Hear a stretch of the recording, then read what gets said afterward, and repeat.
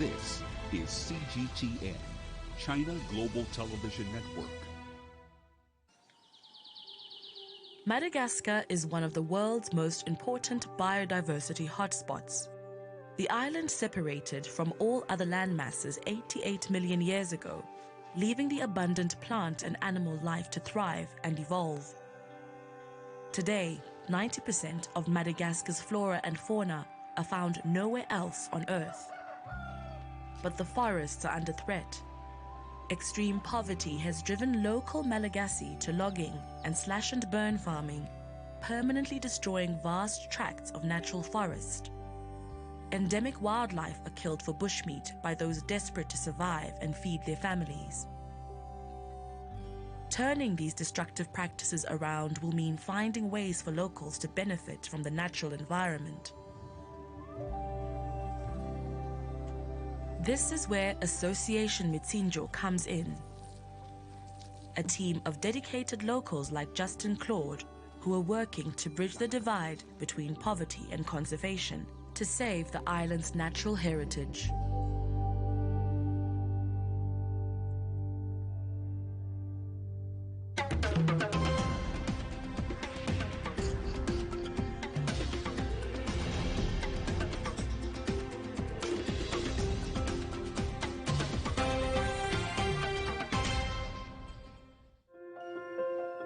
The giraffe-neck weevil, the Indri lemur, the leaf-tailed gecko, all unique animals only found on the island of Madagascar. The island nation's distinct ecosystems and extraordinary wildlife have developed in abundance by being isolated from other landmasses for millions of years.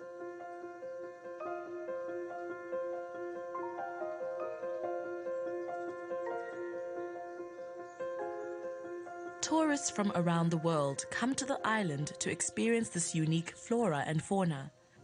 This motivated locals living close to the Reforestation to start tours of the forest, a way for locals to make money.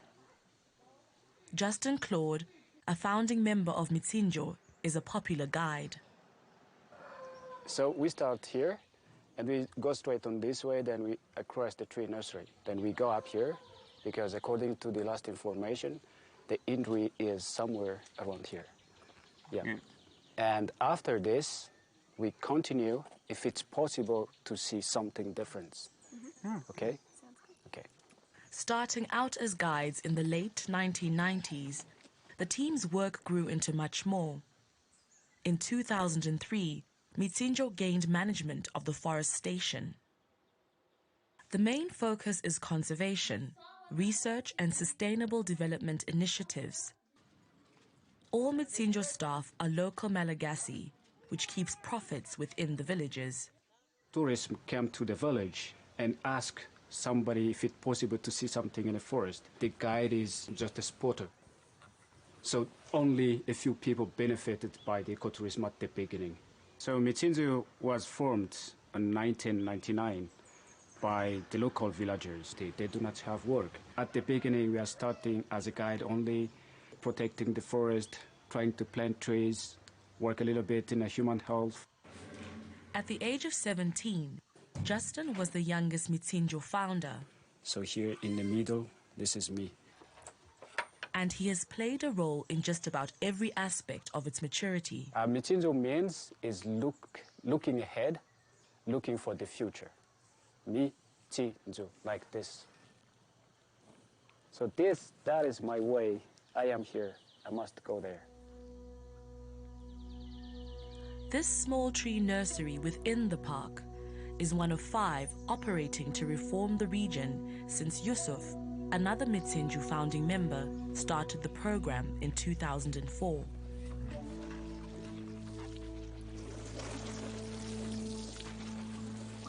Before, I was a guide, and after they asked me to help them to make a reforestation here. Because I was born here in this village, I can do this work because I have many knowledge about the rainforest here.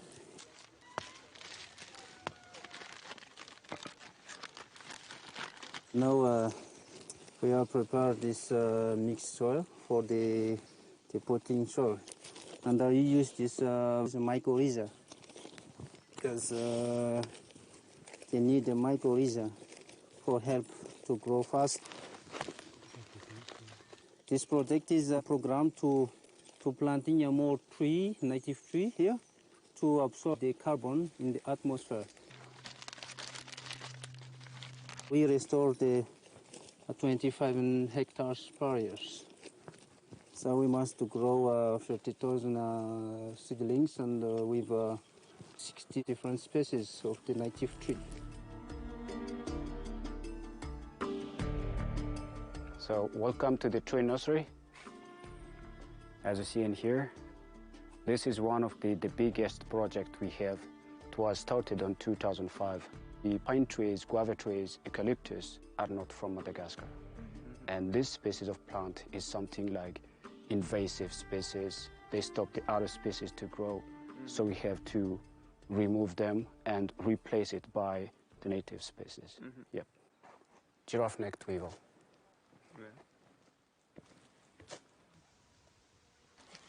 Oh, wow. It's flying away. Have you seen? I think you have seen this plant already. Yes. So this is a traveler's palm. So the leaf it used for making roof. As you see in the ex-bungalow in Andasi Bay. Ah, okay. Yeah, it's made by the leaf of these plants. Yep. And also we can find water inside in these plants. So we try to find. Okay. So the water is not from the plants, but it is from the rain. Yep. So if you find this plant in the forest like this, the water is safe. There is one. So that is also the reason why we call it traveler's palm, because when you go alone into the forest, you may not have any water bottle, but it is possible to drink water. Yeah. Justin Claude has uncovered these secrets of the forest during the course of his life.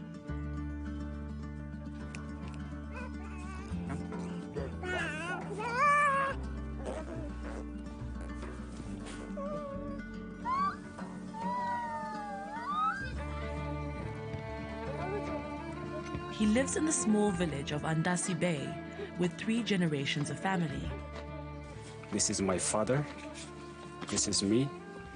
This is my mother. His wife Francoise, daughter Anita, son Leonardo, and 20-year-old adopted son Andre. His stepmother and father, who was a forest ranger until being let go in the 1990s, live here too. I remember when I was a child, playing in the forest with the friends, like hunting birds, finding honey. So it's already a big lesson that you give me, that I was doing many things here with you, and now I'm working here. Justin Claude has known some of the other guides, like Yusuf, since they were children. Justin Claude is like a part of my family. When I was the child, I was playing with Justin Claude near this forest. And sometimes we was going in forest to looking for like a firewood and the wild honey, and just relax in the rainforest. The humanity depend of the forest, and the forest depend of the animals, and the animals depend of the forest. The village is inside the national park, managed by the association since 2003. The members moved from being simple guides to protectors of the forest. Almost the original founders of this association still here, because each founder has their own responsibility. Justin Claude dedicates a lot of his time to the Amphibian program. Madagascar is thought to have more than 300 species of frogs, 99% of which are endemic. These are one of the most critically endangered creatures on the island. This is my project. As I started in 2010, the goal of this project is to work on the amphibian conservation, because this is the first of its kind in Madagascar. I went to train in the US in 2013 because Mitsinjo runs the first breeding facility in Madagascar. So even here we have many biologists, but nobody knows about how to breed frog, how to keep frog in captivity. I am the first person who can do this. The amphibians of Madagascar are threatened by many different things. Habitat loss, pet trade, disease. So that is the reason why it is not allowed for people to go inside of this facility. The small-scale but widespread clearance of forests, primarily for firewood and charcoal, is destroying the island's habitats. As a result, several species, including lemurs, chameleons, and frogs, may become extinct before the end of the century. A plot burned for farming is only good for one season. Then farmers move on, destroying tract by tract of forest with every crop. I like the nature and the animals, fauna and flora. And I like to collaborate with local people.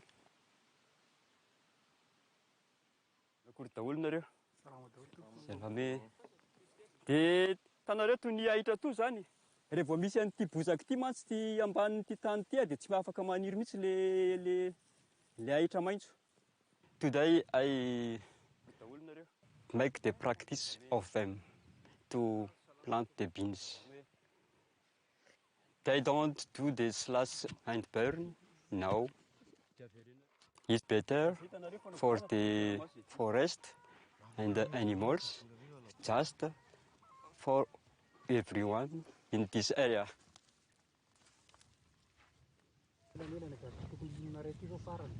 The farmer behind me is doing the slash and burn.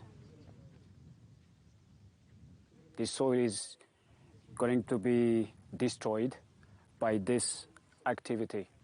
I am going to tell something to the villagers here. I don't know if they will listen to me about this, to stop slash and burn.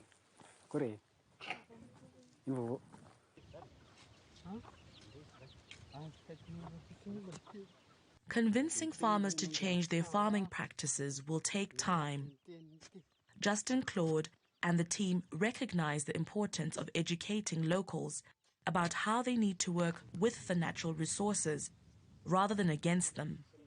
Some of them still continuing, but even though Mitsinjo is trying to continue again to talk with everybody to stop it forever. For Justin Claude, education and appreciation for the forest's plants and animals starts at home. He gets his adopted son Andre involved, helping to collect worms to feed the frogs being bred in captivity. The program aims to repopulate future generations of endangered frogs in the park.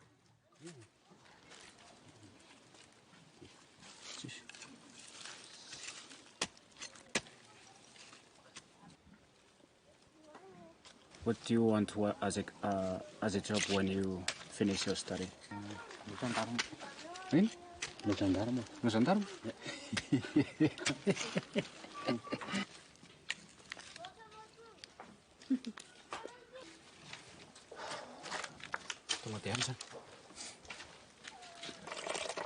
Just so slowly. If we push it so fast, the earthworm must be die.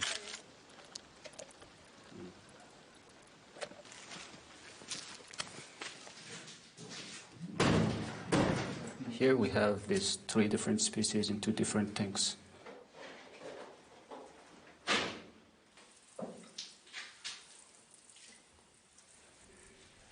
They almost eat everything. We must spray the frog because, you know, frogs are not the same as the other animals because they breathe through the skin. This is one of the second generation from the species we have in the facility. And, it is not allowed for the people to go inside the facility. So that is the reason why we have to establish this small captive breeding here, like a public terrarium for the tourists, for the students. Despite his commitment to the amphibian program, Justin Claude manages to still maintain his status as a popular guide. One of the highlights for tourists is the unique Indri lemur. Okay, now we are not far from the Indri group, but I don't know yet where they are exactly. And Justin Claude is off to track them for his guests.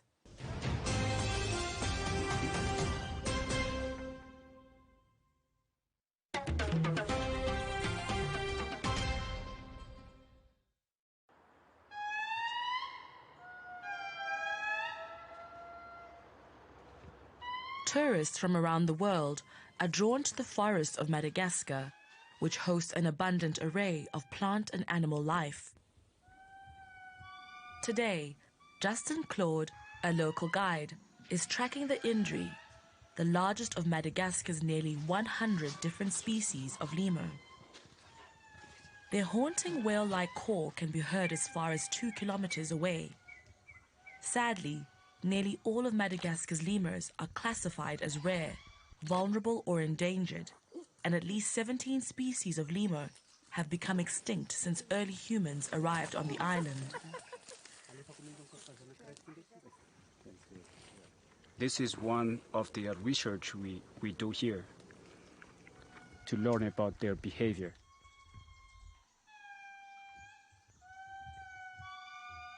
Once upon a time, a small boy named Kutu went into the forest to find honey, and he found a beehives in a tree, and he is trying to climb up there to collect the honey. And he doesn't have any idea how to moving down on the ground.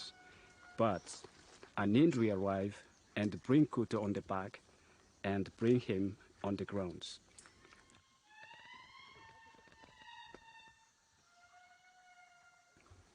So the family puts like a strict rules. So it is forbidden for the Kutu's family to eat the Indri.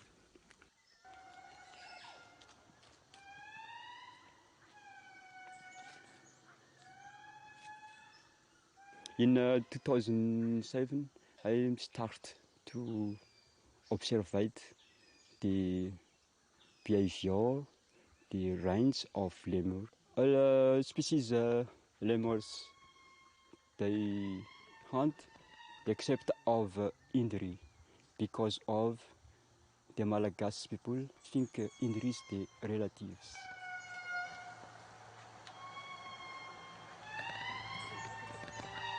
Superstitious fables in Madagascar, called fadi, can have both positive and negative consequences for the island's animals, depending on what the locals believe.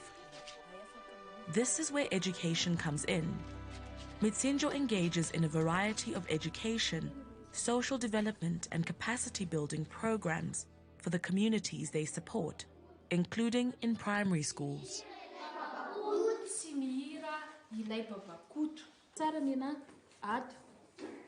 Comme Mitsinjo avait besoin d'une responsable d'éducation environnementale, et plus que c'est aussi une liaison sur l'enseignement. Et j'ai accepté parce que j'étais née ici et c'est important pour moi, l'environnement, et d'un amour de la nature aussi au plus.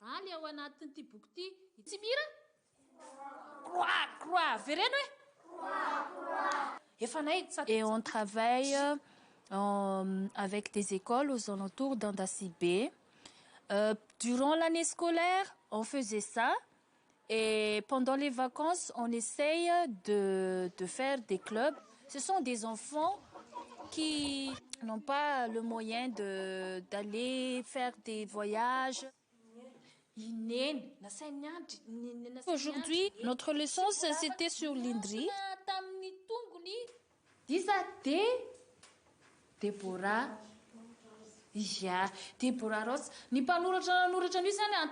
Le fado aussi font partie des choses qui nous aident sur la conservation. Parce que les gens ici, ils ne mangent pas, ils ne bouffent pas l'Indri. Misy vava, misy tanana, dia misy tongotra. Ty zao afaka manao goetaty. Azonareo zany? Afaka manao. Mais les enfants qui n'ont pas cette possibilité, on leur prenne ici pour étudier ou bien c'est pas seulement se focaliser par une étude, mais aussi on fait des jeux pour se distraire.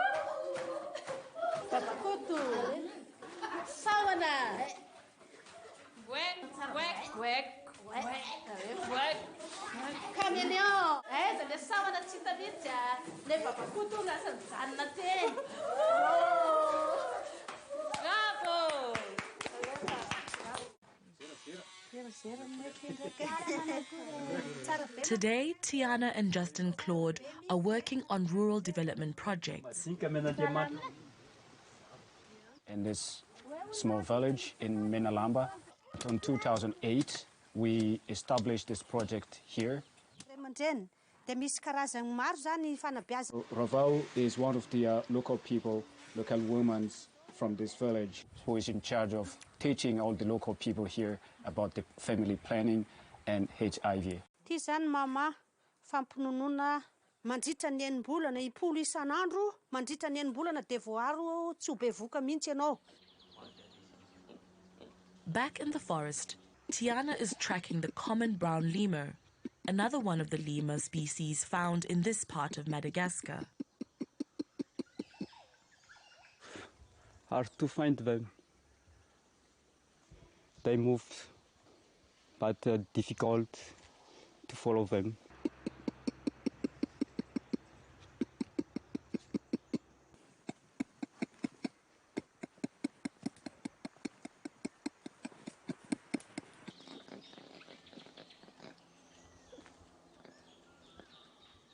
Look, there are.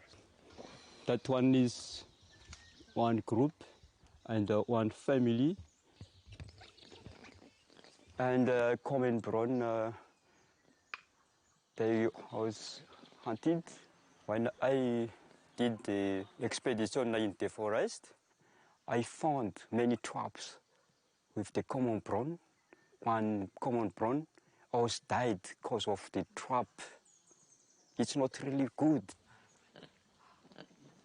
And the individual now is a decrease. Very sad. Lemurs aren't the only creatures that can sometimes prove difficult to find.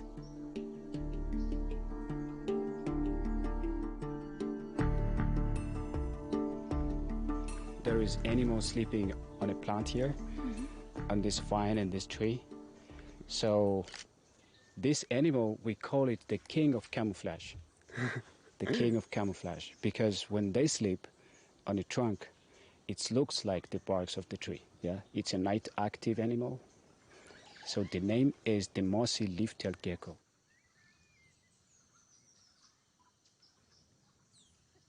The gecko does not change color. Yes. So it is not the same as chameleon. So when it sleeps, it must find the same color as its skin.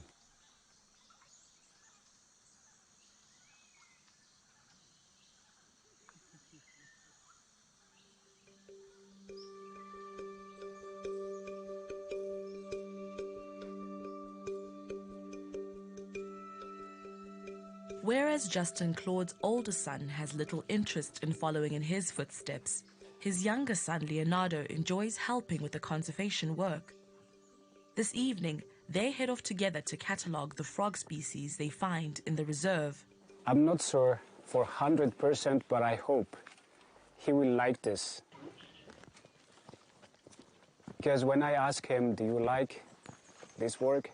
And he says, yes. And I say, why? I just like it. he says. That sound, that sound. You. We found one frog, so we have to take photo. Then after, we can check in the book.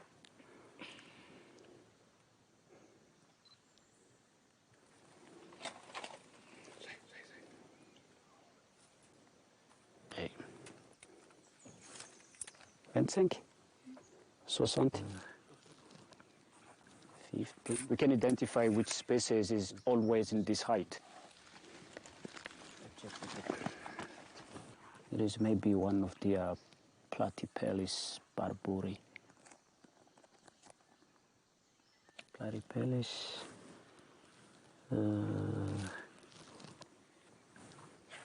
Okay, this one. Platypellis barburi. We found this one. This one and this one. This is the same. Something.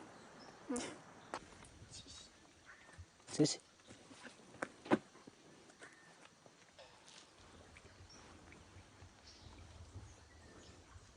Mayan is concerned for some metal. Sanya.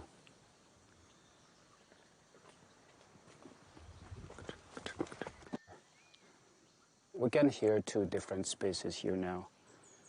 It's just. Huh?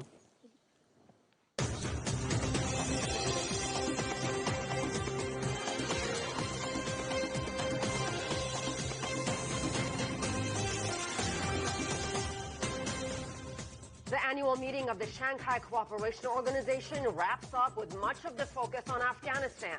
The message from Chinese President Xi Jinping as the country faces a dire economic and humanitarian crisis, plus welcoming a new member.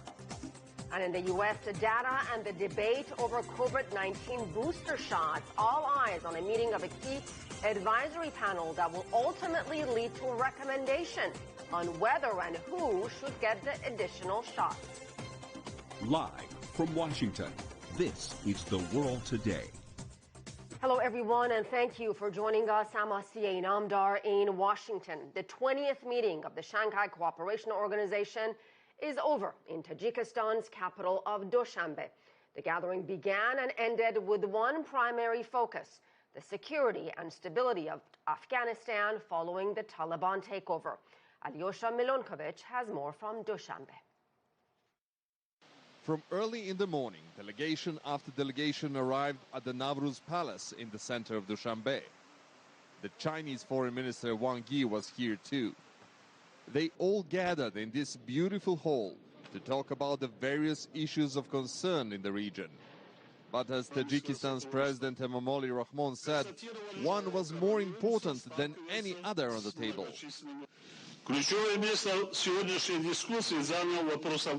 The key issue of today's discussion was the Afghanistan issue. Member countries expressed their interest in a stable Afghanistan, free of terrorism, war, narcotics, and poverty. We emphasized the primary condition for turning our neighboring country into a peaceful and stable nation is creating an inclusive government. It is undisputed that all SCO countries would like to see Afghanistan as President Rahmon described, but the way to arrive at that point was seen differently. As some insisted on including all sides in the future Afghanistan government, others suggested a more subtle and understanding approach towards the Taliban. Chinese President Xi Jinping also addressed the issue of Afghanistan during his speech over the video link. Afghanistan has undergone drastic changes. The withdrawal of foreign troops has opened a new page in its history, but Afghanistan still faces many daunting challenges, and it needs the support and assistance of the international community, particularly countries in our region. We SCO member states need to step up coordination, make full use of platforms such as the SCO Afghanistan Contact Group, and facilitate a smooth transition in Afghanistan. Russian President Vladimir Putin and Indian Prime Minister Narendra Modi also addressed the meeting via video link. They both shared a similar opinion about the need to stabilize Afghanistan to prevent the possibility of it becoming a new hub and safe haven for various extremist groups. Besides talks about Afghanistan, the SCO also welcomed its new member, Iran, which he has waited 13 years to become a part of the family. Besides Iran getting a full membership status, Saudi Arabia, Qatar and Egypt are becoming observer countries. It seems that the founding principles of the SCO are appealing to more and more countries, a promise for a bright future of the Shanghai Cooperation Organization. Alyosha Milenkovic, CGTN, Dushanbe. U.S. President Joe Biden says the world must act now to reduce the existential threat from climate change. He and a small group of other world leaders met online Friday. It comes after a series of deadly floods, fires, and storms around the world blamed on the climate crisis. Caroline Malone reports from Washington. The White House hosted a virtual closed-door summit on Friday to encourage leaders of 17 major economies to be more ambitious with their emissions-cutting goals or face disaster. It was a chance for world leaders to privately discuss specific commitments on petroleum and coal limits. The meeting follows a bigger and public virtual summit in April. The US President Biden led the Major Economies Forum on Energy and Climate, warning the group that scientists say the world is nearing a point that, quote, represents a code red for humanity if more is not done. The countries representing the Major Economies Forum account for 80% of global emissions. Without adequate commitments from every nation in this room, the goal of limiting and warming to 1.5 degrees slips through our hands, and that is a disaster. Biden also announced a US-EU pledge to cut climate-wrecking methane leaks, and he emphasized the economic benefits of a stronger climate action. Biden has returned the US to the Paris Agreement, committing to reduce US emissions to 50 to 52% below 2005 levels by 2030. It's a target to limit warming to 1.5 degrees Celsius above pre-industrial levels. Well, the latest findings by the UN show an acceleration of climate-driven disasters. Friday's virtual meeting comes 6 weeks before the United Nations Climate Change Conference, COP26, to be held in Glasgow, which will set the course for long-term international climate efforts. Caroline Malone, CGTN, Washington. The U.S. is threatening to impose sanctions on Ethiopia for alleged atrocities committed in the Tigray region. The White House says it's prepared to take aggressive action unless all parties enter into a negotiated ceasefire. It also demands unhindered humanitarian aid. Now, to avoid sanctions, leaders on both sides must agree to negotiations without preconditions and set and accept mediation by the African Union.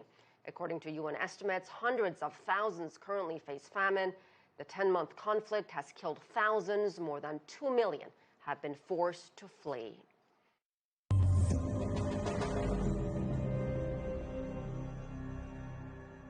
Nearly 2,000 Americans are dying from COVID-19 every day. Despite signs the virus surge is slowing in some states, the debate over whether a third booster shot is needed is not. In the next few hours, we could learn the recommendation of federal health experts. CGTN's Jim Spellman is live for us on the National Mall here in Washington. And boy, Jim, what a chilling reminder of all those lives lost in this pandemic. This is an art installation that's gone up over the last day or so on the National Mall, ACA. One white flag for each of the 670,000 Americans who have died so far because of COVID-19. This is the backdrop of the public health crisis in the United States as the FDA held this meeting all day. This is a commission of outside advisors who will make a recommendation to the larger FDA about whether to recommend a third booster dose of the Pfizer vaccine. There's conflicting data out there because it is true that people who have been fully vaccinated even 6 months ago still have a relatively large amount of immunity, especially to serious illness. But it's also true that there are breakthrough cases and they could become worse as time goes by and people get farther from that second shot. And this panel heard compelling evidence from Israel showing that a third booster shot can be very effective. A representative of Israel's Ministry of Health spoke. Listen. We saw that the booster dose improves the protection by tenfold against confirmed infection, and at least for elderly against severe COVID-19. What we saw is basically that the post-booster efficacy against Delta was similar to the waning efficacy against alpha. It's like a fresh vaccine. So the committee will vote at any minute now to make their recommendation. If the FDA then approves a third dose, it will then go to the CDC, the Centers for Disease Control. They'll meet next week, and if approved, they'll come up with a plan, which could include only a third boost for older folks, people with comorbidities, and they could delay the beginning of this. 670,000 deaths so far, Asier, and this sign will be higher tomorrow morning. This is not a theoretical exercise for these people at the FDA. This is the reality of the situation here in the United States. Back to you. And Jim, what about Moderna and Johnson & Johnson boosters? Any discussion about that, about those? Yeah, they're each going to have to go through a separate process. About 54% of fully vaccinated Americans have gotten the Pfizer one. That was the first one to be approved, and more Americans have that than any of the others. But it will be at least weeks or months behind. Those two will be weeks or months behind the Pfizer vaccine. Another question that is going to come up here is whether the U.S. should even be considering a third dose when so much of the world has yet to receive even a first dose of the vaccine.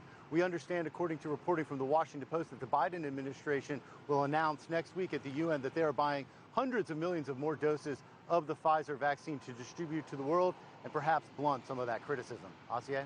Jim Spellman, live for us on the National Mall.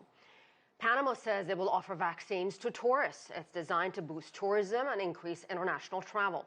Panama's economy has shrunk nearly 20% since the pandemic slowdown. It's easing restrictions as vaccination efforts get underway.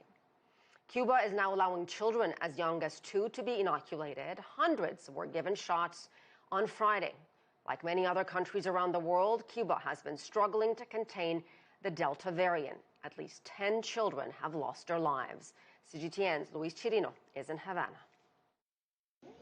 The vaccination effort started this month with the administration of the first of 3 doses of a domestically developed Cuban vaccine for children as young as 2 years old. CGTN visited a vaccination site at a Havana elementary school where parents accompanied their kids through the process. Just after receiving her first shot, little Paola Hernandez told me that she hoped her classmates would also get vaccinated so they don't get sick. Porque se vacunen. Porque así no se enferman. 5-year-old Naira also received her first shot. Y después me puse la ropa y lo gimo. She said her mother dressed her up early in the morning to be on time at the vaccination site, and she feels fine. Child vaccination in Cuba against COVID-19 is not mandatory. Children get vaccinated only under parental consent. Suramis Pinay told me why she agreed to vaccinate her daughter Naira. Tenemos la confianza. We are confident and sure about the solid foundations of our scientific sector and that our kids will be better protected and prepared to face a strong challenge such as this epidemic. The vaccination effort is taking place ahead of the start of the school year over the next 2 months. I gave my consent to vaccinate my daughter to reduce her risk of getting the virus so she can return well protected to school and to her social life with her friends. The ongoing vaccination campaign aims at having most kids immunized against the coronavirus before they go back to school, with the exception of COVID-19 active and convalescent cases and children with other health conditions who will be vaccinated later. El Ministerio de Salud Pública y el Ministerio de Educación. The Health and Education Ministries expect to have most kids vaccinated before schools reopen, and although some parents would not agree to vaccinate their children, all kids, either vaccinated or not, will be welcome at Cuban schools. However, we insist in the need to vaccinate all children so they get in better immunological conditions to fight the disease. The Cuban COVID-19 child immunization campaign aims at completing the 3-dose vaccination of some 92% of the children population by November. Luis Chirino, CGTN, Havana. The Shenzhou 12 taikonauts returned safely after a historic journey. Details ahead and what's next for China's space program.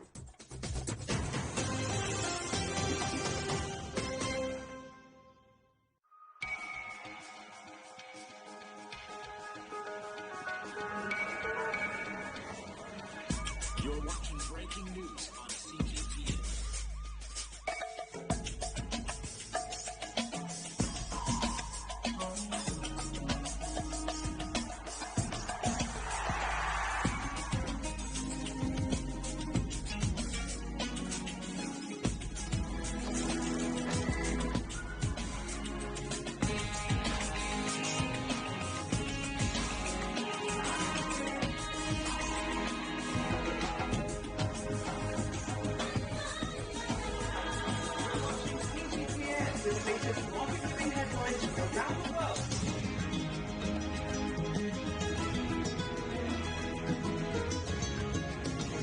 Welcome to the world today on CGTN.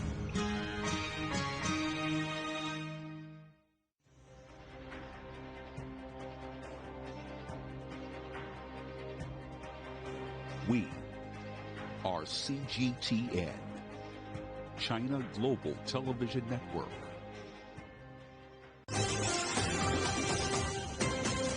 Three Chinese taikonauts safely returned to Earth following the country's longest crewed mission.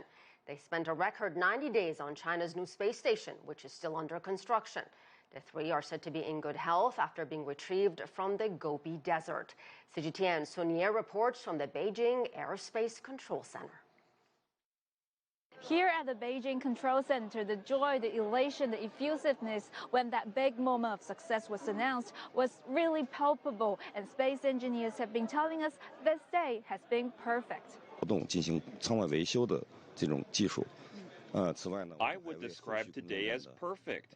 The entire Shenzhou 12 mission met the goals planned out for it, and this lays a concrete foundation for the future development of China's space station. After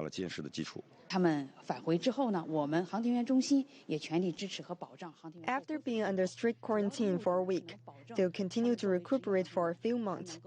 We'll ensure the taikonauts are doing well when they're home. They'll have physical checkups, medical security, and nutrition plans. The goal is for them to recover their physical fitness as soon as possible, or be in even better shape than before they left, because they could have new assignments. And they sure deserve some time for celebration. Sun Ye, CGTN, Beijing. For more on that mission and China's space program, let me turn to James Head in Providence, Rhode Island. He's a professor of geological sciences at Brown University and a veteran of NASA's Apollo program. Jim, great to have you on our program. Talk about the significance of the Shenzhou 12 mission. These astronauts, taikonauts, I should say, were in space longer than any previous Chinese crewed missions. How remarkable is that? And this is it seems like a pretty big deal to me. It's definitely a big deal. This is a really great accomplishment for China. They stayed up there for 3 months preparing the core module of the space station. And it's a really major step forward because you can't just send people up there and get them to rendezvous with a spacecraft. You really have to do preparations. You have to have very accomplished taikonauts and astronauts to, in fact, essentially get it ready to go and set up all the experiments and things like that. And not only that, but the 12 mission will be followed in a couple of months by the 13 mission, which will stay for 6 months. The taikonauts will stay for 6 months. So it's the beginning of a multi-stage evolution, much like the International Space Station, where the Chinese space program will have a really accomplished opportunity to do international research in low Earth orbit, and that's critically important for the future. Can you talk about some of that research and the experiments these taikonauts conducted? I'm not a space expert. Most of our viewers are not. Just curious how things are done on a daily basis.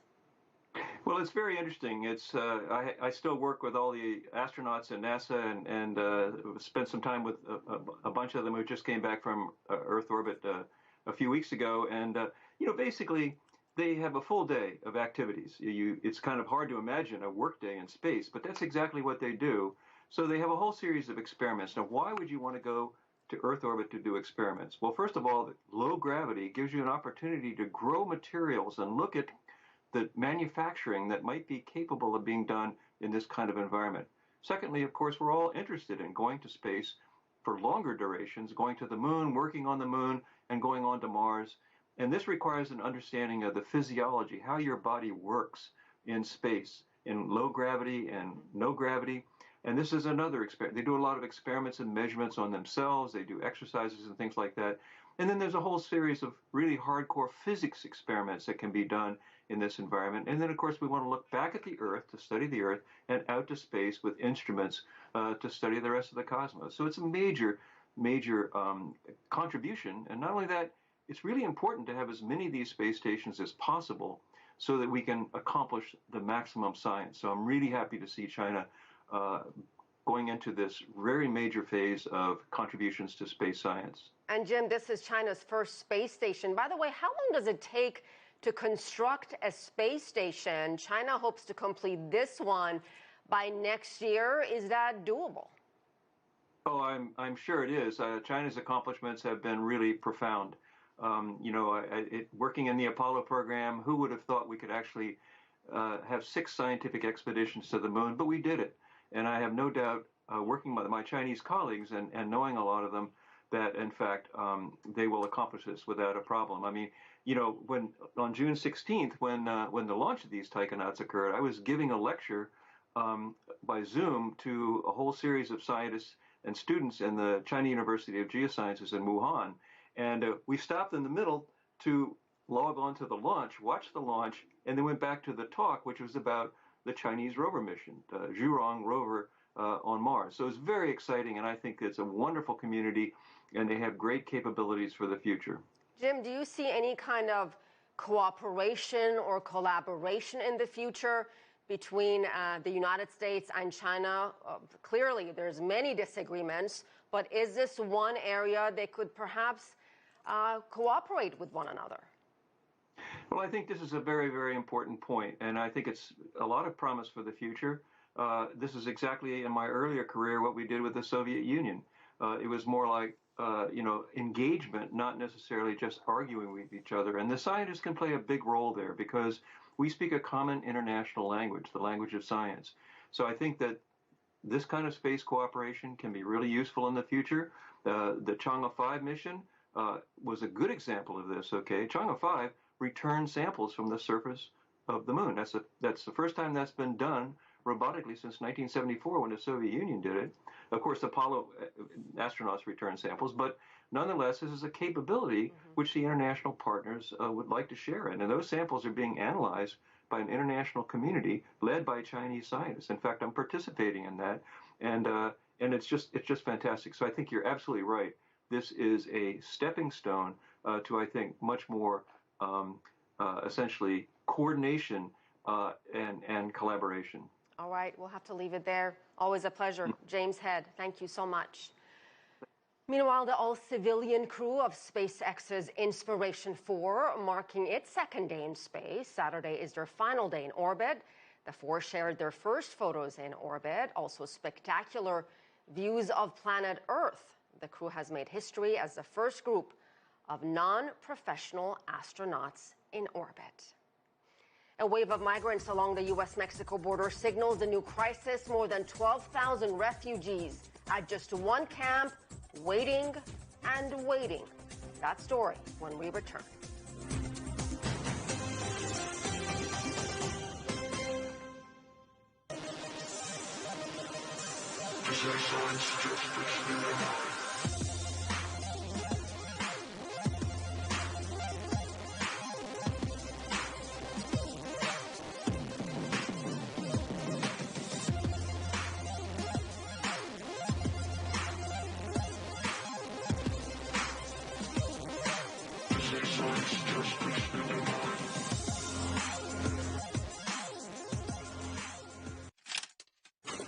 The world's currencies are more connected than ever before. The mechanisms that drive the economy are universal. Money moves markets. We explain these trends and show you how the cash in your pocket can have a wide-reaching effect. Because money makes the world go round. Global business.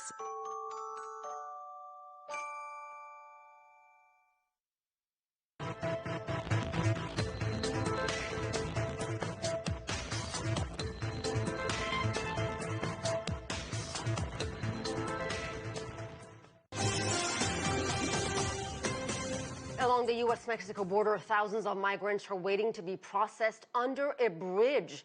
The makeshift camp connects Texas to Mexico. The local mayor says more than 12,000 migrants are currently at this camp. He cites more than 2,000 new arrivals just in the past day. They're mostly Haitians with Cubans, Venezuelans, and Nicaraguans. Venezuela is a month away from the resumption of in-person classes, and universities are struggling to find the personnel and resources required. Both students and teachers are demanding the implementation of COVID-19 safety protocols before they meet again. Mary Trini Mena reports from Caracas. The Central University of Venezuela looks like a construction site. Workers are a long way from being ready for a grand reopening. Since the coronavirus pandemic began in March 2020, classrooms have been closed. And after nearly a 2-year gap in higher education, student Luis Palacios is anxious. Para que ese retorno Virtual classes haven't been enough. Many students were left behind, excluded from the process. And the reality is that neither the university nor students in this country have the technology for online classes. Most students and teachers agree that one prerequisite for a safe return to in-person classes is getting the COVID-19 vaccine. Just this week, a vaccination center for professors and staff opened at the university, but so far, students are not allowed to get inoculated.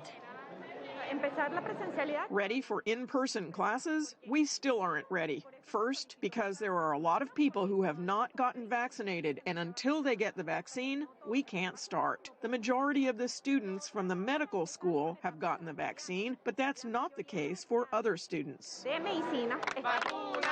Many students are eager to return to the academic life, but they are insisting that sanitary measures and safety protocols are met. During the last academic year, when there were no in-person classes at all, less than 60% of the usual number of students enrolled at the Central University of Venezuela. It is a trend that started more than 5 years ago at universities across Venezuela, as millions of Venezuelans, many of them university students, left the country. And library studies student Aitor Medina says the pandemic has just made the situation worse. He says many of his classmates are dropping out of school. Sadly here, the situation has deteriorated to a point where a university degree does not guarantee that you'll be able to support your family in the future. It does not guarantee a good quality of life. Civil engineering student Rafael Gudiño says it's hard to think about coming back after so much time away from his studies. I've had a whole year without classes, so I don't know if at some point I'm going to come back or even graduate. For now, while many students decide whether or not they'll return to the campus, public universities across the country are planning to offer in-person classes every other week, trying to adapt and bring some sense of normality to the university community. Maritini Mena, CGTN, Caracas. The Beijing 2022 Winter Olympics has unveiled its official motto. It's called Together for a Shared Future. The slogan was selected by a panel from among 79 proposals submitted by citizens. Beijing's mayor has vowed strong COVID-19 protocols to ensure both fans and athletes are safe. The games get underway next February. And there's no puzzle about this display to honor one of China's taikonauts. This Chinese designer used 1,200 Rubik's Cubes to form a portrait of Ni Haishang, the commander of the Shenzhou 12 mission. The designer spent 2 days building the portrait. He's done similar portraits of other famous Chinese in the past. Thanks for watching. I'm Asiye Namdar.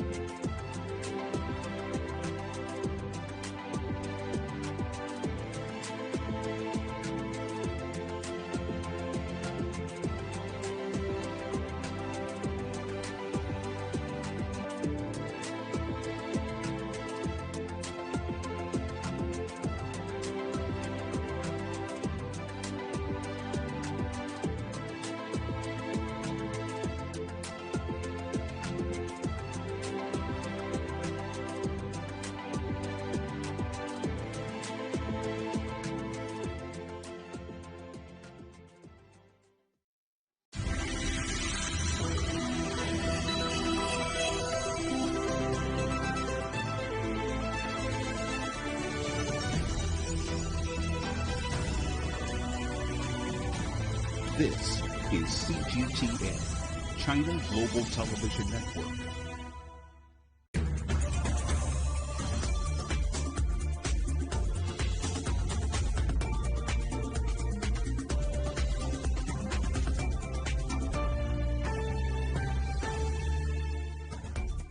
Hello and welcome to Dialogue. A new report released by the United Nations Conference on Trade and Development predicts a bounce back of the global economy this year with 5.3% growth, the fastest in nearly 50 years.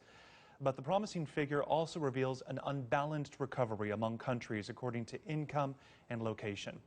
What plans are in place to address these global inequalities? And with the world's top 2 economies expected to see slower growth, how can we best prepare for an uncertain future? To help us understand more, I'm joined by Dr. Richard Kozel-Wright, Director of the Division on Globalization and Development Strategies of the UNCTAD, and Zhu Jiandong, Unigroup Chair Professor at the PBC School of Finance at Tsinghua University. That's our topic. I'm Jonathan Betts.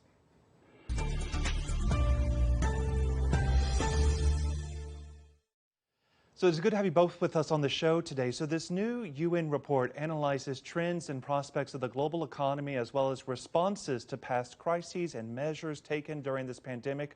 What are some of the big takeaways, Dr. Kozel-Wright, from this report?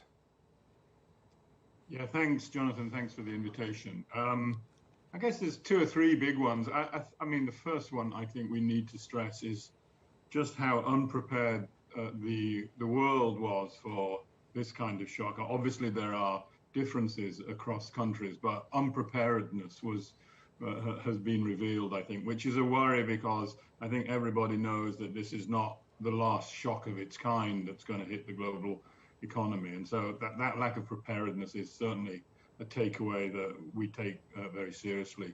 I think the other one, and you've mentioned it, is just how divided the world economy is.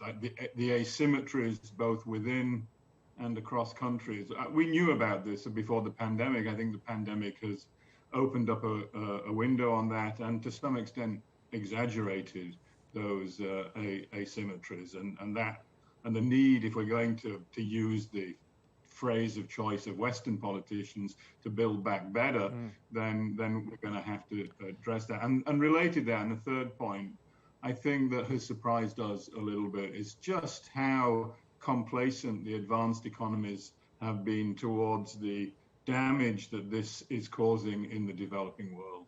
The size of the hit to developing countries and is in many respects larger than what happened during the global financial crisis. Yeah, a lot of people are suffering all over the world, not just in undeveloped economies, but in developed economies as well from this pandemic. So help us understand this number, 5.3%. Is that a good number? Is the economy really bouncing back from the pandemic?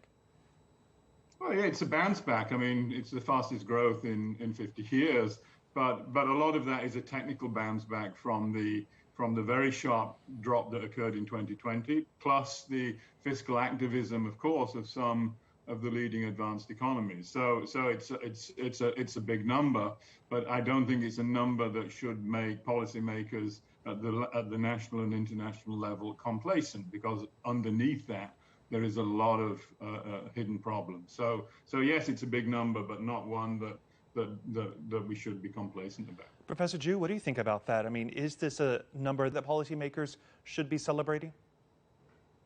5.3% growth rate, it's a good number, but I'm not sure whether we should celebrate this number. As Richard just pointed out, it's a technique response just because last year was a huge shock. So we need to move forward. Two things most concern me is, number one, globally we are in a regime switch from global governance to a new global governance, regime switch from the current monetary system to a new monetary system, a regime switch from this manufactured to a digital economy. So it's a regime switch, and it seems to me globally we are not ready for this regime switch. That's the number one concern me. Well, why do you say that? Why do you say globally we're not ready for this change? well, we see that these regimes which need global coordinations, particularly need coordinations. We see everywhere coordination failures, like this COVID-19, the coordination failure within the country, coordination across the country. So the coordination failure it's everywhere. We need a coordination to start a healthy regime switch. That's really two things concerning me. So Dr. Wright, next year, the growth rate slows. We talked about 5% growth this year. It slows to about 3.6% next year. Why? I think a lot of people would assume that the further away we get away from this pandemic, that the better the economy will do. Well, I mean, partly because the technical bounds wears off, of course. So you lose the kind of automatic momentum that comes from the bounce back, and so it's almost inevitable there.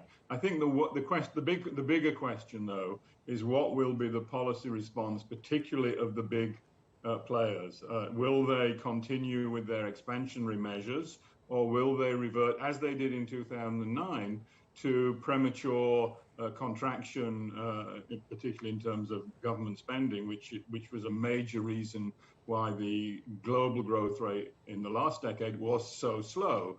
I mean, 3.5% is a healthy growth rate for the global economy. So it's not something to be worried about. The worry is whether, in fact, it will dip below that kind of number as a consequence of what we would see as inappropriate tightening in some of the advanced economies. I mean, so Professor Zhu, do you agree with that? Do you feel like that 3.5, 3.6% growth is a healthy growth rate for the global economy? Do you think that this could have any kind of impact on global trade? I agree. I particularly agree this monetary policy. When we go to, so actually start from 2008, we start a regime switch, as I mentioned before. We are not completely transit to a new regime yet. And then while we are hit from this COVID-19. So right now, if the developed countries, particularly the United States, switch this monetary policy expansion to some tightened monetary policies, then it may hit developing countries hugely. So that it's for me, it's the short term, the huge concern for me. And the midterm and longer term concern to me is still, as I mentioned, the coordination failures. We need global coordinations to overcome this COVID-19, and we need to overcome this polarized growth. Polarized growth as different countries have different growth rate, and even within the country, different sectors growth very differently, and different income level growth very differently. This polarization growth, we need coordinations among country, within country, and across borders. Okay, so I hear both of you say we need this global response here, this global response to try to control the pandemic and fix the economy. What would you like to see happen, Professor Zhu? Well, first of all, we need to put aside the conflicts. Let me give you the precise example, United States and China.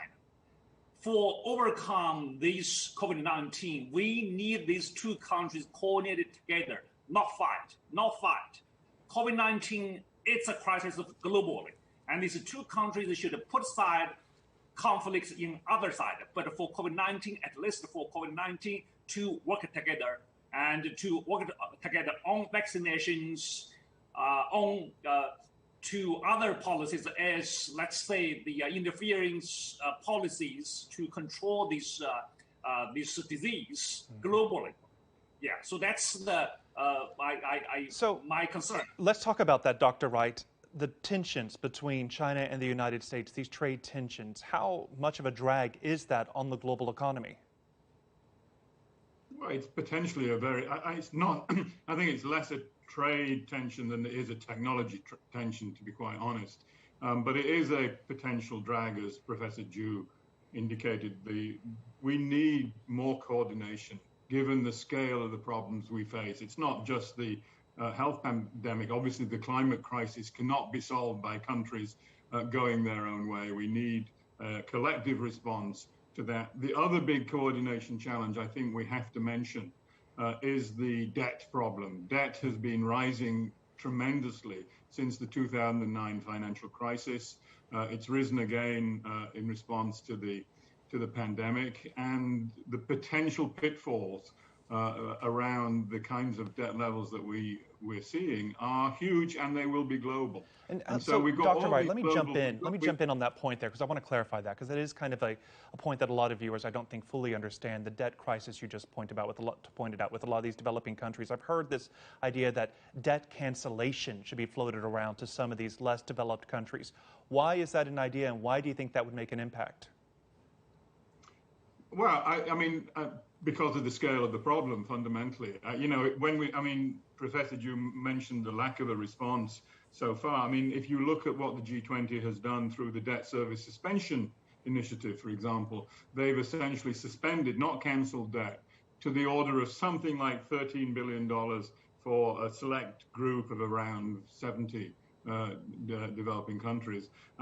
We're talking trillions of dollars of debt that are due in the developing world over the coming several years. So the kind of initiatives so far have been pitiful in a certain sense. And if we're going to see, the international community is committed to the Sustainable Development Goals, and to meet the Sustainable Development Goals, developing countries are going to have to mobilize resources on a very large scale to meet the Agenda 2030. And when you've got that kind of debt burden overhanging countries, mobilizing resources for new investments is not possible, given that they have to constantly pay off the accumulated debts that have grown over the course of the last decade. So for us, at least, the mathematics tells us that without some sort of serious relief, and in some cases cancellation, it's going to be a very, very difficult decade for many, many developing countries, and not just the least developed, for some middle-income developing countries too. So I think that is a huge challenge for the international community going forward. Yeah, it's a sensitive idea, canceling debt, frankly. It's something that I think a lot of people can relate to and understand. Professor Ju, do you think that is a fair idea, a fair point to cancel debt for some of these less developed countries? How do you think the reaction is going to be in other countries, particularly in China? Let me point out one thing. People compare this COVID-19 crisis versus this 2008, this financial crisis, even last century, 1980s, this oil crisis. That's different. In 1980, in 2008, United States, it's a global leader. So there were no global coordination failures in 2008, but not now. So first of all, we need global coordinations in global governance in face of this global crisis. That's number one. Number two, international monetary system is changing. Dollar was the leading international currency in 2008. Right, but the question is about debt cancellation. Your reaction to that. Let me now I go back. So when you go to the debt cancellation, you need a tool. You need to use dollar or you use SDR. So in that case, I more emphasize you need a workable international monetary system to solve these debt problems. So what money do you use? You use dollar, you use SDR, you use renminbi, use the euro. That we need coordination to solve this problem. Just Jonathan, on your point about this being a surprising initiative. I mean, the reason why Germany, at the end of the Second World War, or after the Second World War, became such a success was in large part because of the debt cancellation that the other victors in World War II agreed to. Something in the order of 50% of German debt was cancelled in 1953, and it was the basis for the subsequent success of the German economy. So we've seen it before. We've seen it happen before. We've seen that it is a potentially important contributor to sustained growth in countries that are heavily indebted. We saw it again in the 1990s in the case of Africa with the HIPC initiative. So we've seen this before. It's not something that's out there on left field. There are historical precedents for it, and they need to be revisited, I think, in this context. All right, we're going to pause this conversation and take a quick break. You're watching Dialogue. More after this short break.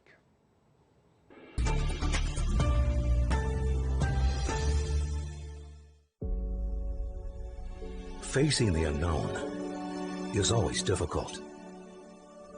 In a world in turmoil, it's easy to lose orientation. But when the storms come, we have to see the possibilities, reinvent, find new opportunities, discover a path forward. CGTN. See the difference.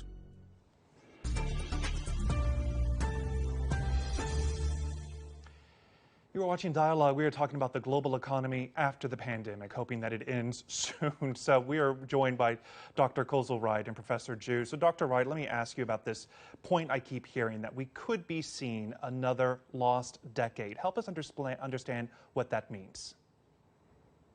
Well, the parallel, of course, is with the 1980s, when, and it goes back to what you just talked about. I mean, the 1980s was a lost decade, particularly for Latin America and Sub-Saharan Africa. Because the multilateral system could not deal with the accumulated debts in those countries and the changing economic environment that occurred in Western policymaking circles from 1979, 1980 onward, when they jacked up interest rates and debt essentially became unpayable in much of the developing world. And I mean, you're pushing on the. I mean, behind your question, I think, Jonathan, is this Western policymakers' insistence that the problem of debt in the developing world is Chinese debt. And this is nonsensical.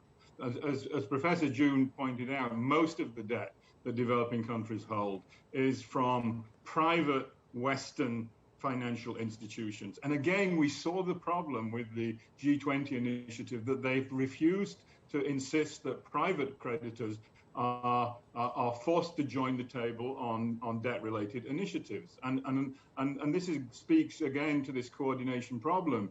I think that Professor Ju raised right at the beginning. You know, we need better coordination, and in the world that has evolved over the last few decades, that involves the private sector too, and that's particularly true of the question of debt. And so China itself extends debt relief to many of the countries that have borrowed from it. But what we need is a multilateral response to that. At least from the way that we read the numbers, we can only handle that if all the relevant players are cooperating together and at the table together. And that includes, in this case, very importantly, the private sector, because it's private debt that has risen tremendously over the course of the last 2 or 3 decades. Well, part of this global response is not just debt relief, but it's also vaccines here. And Professor Ju, I want to get your reaction to that here when it comes to vaccine distribution all over the world here. What are some of the major roadblocks in place that are preventing countries, people from different parts of the planet from accessing vaccines? Professor Ju. Everyone already mentioned that I mentioned again. This COVID-19 issue, it's a global issue. We need all countries to control COVID-19 when this crisis is over. We need to understand that. So we need global coordinations.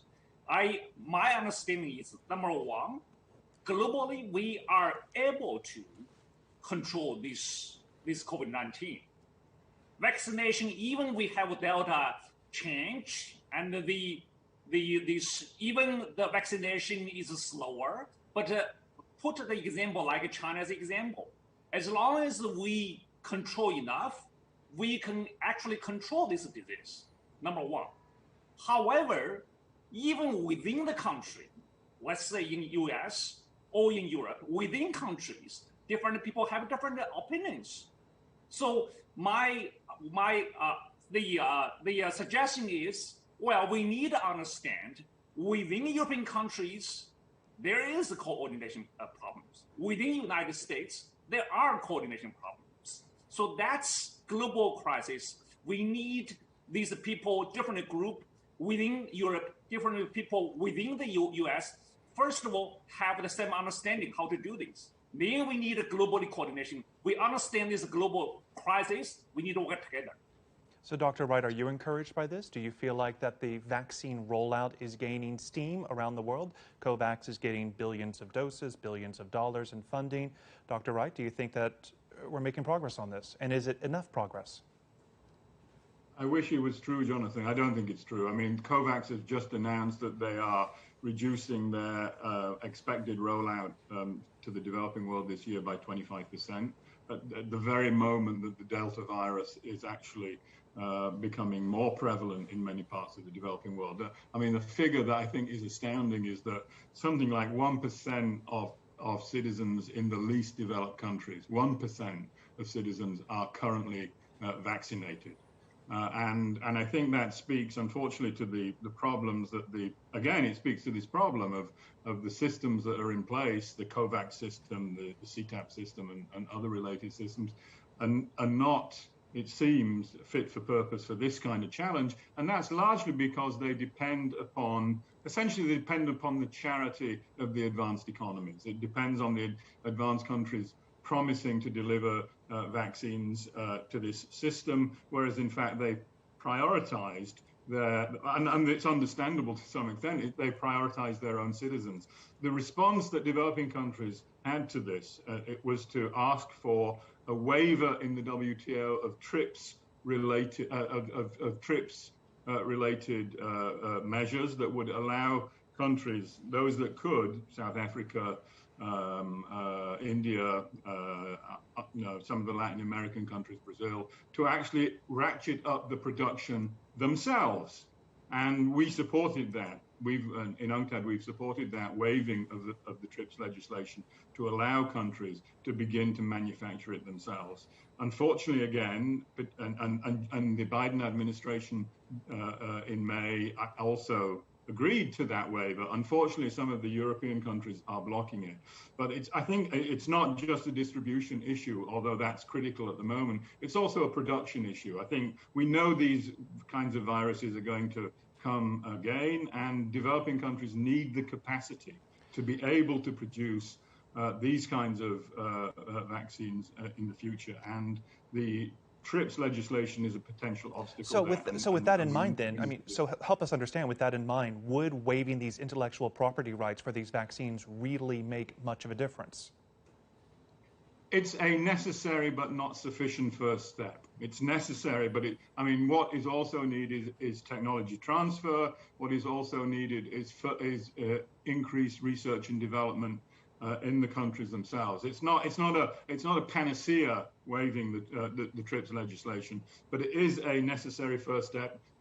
Firms in developing countries are worried that if they breach that legislation, then they will be subject to all kinds of financial consequences that they could not endure, and that blocks them from moving ahead. So it's removing an obstacle. It's not the solution, but it's a necessary removing of the obstacle. Professor Zhu, let's talk about the Delta variant burning through the United States right now, a major threat and roadblock to the recovery effort there. How concerned do you think the global economy should be about the Delta variant? Well, Delta variants actually reduce this efficiency of the vaccination from probably 80% to about 32%. However, these vaccinations still make this hospitalization rate much lower. So it reduces this the seriousness of the COVID-19. So that's I think this COVID-19, these Delta vaccinations variations makes the COVID-19 still become the issue. Before that, we predict actually COVID-19 could end this year. However, it would last longer. Maybe from a theorist point of view, may not be a bad thing, because particularly for that issue, we need coordinations.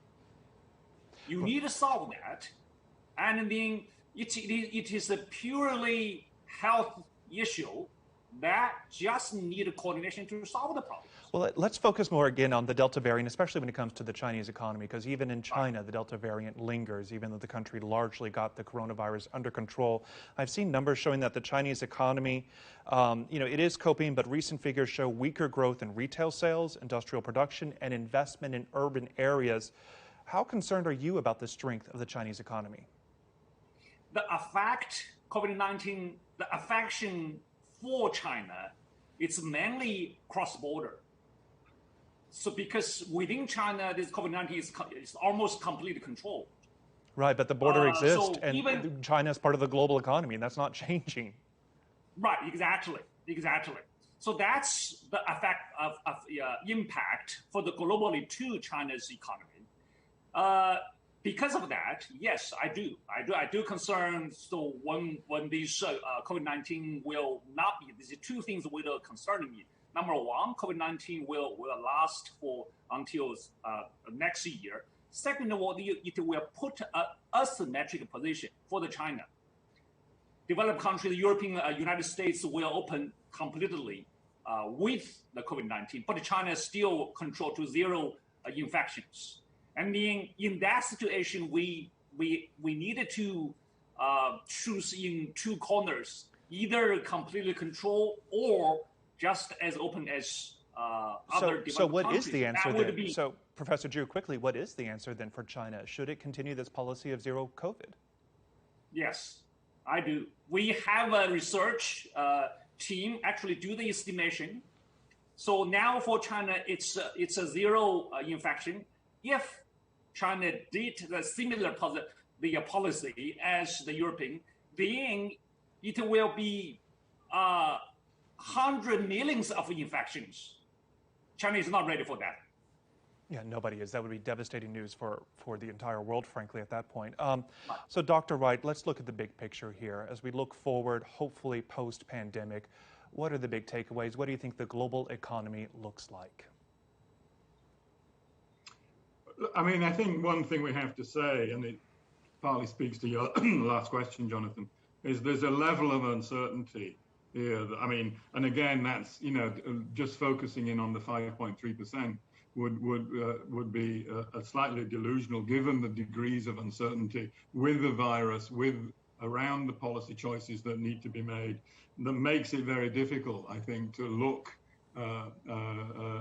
ahead into the medium and longer term. I mean, what we can say, and what we say very strongly in the report, is that if we repeat the mistakes that happened after 2009, 2010, go back to greater austerity, believe that all countries can export their way out of this crisis, which we can't, of course,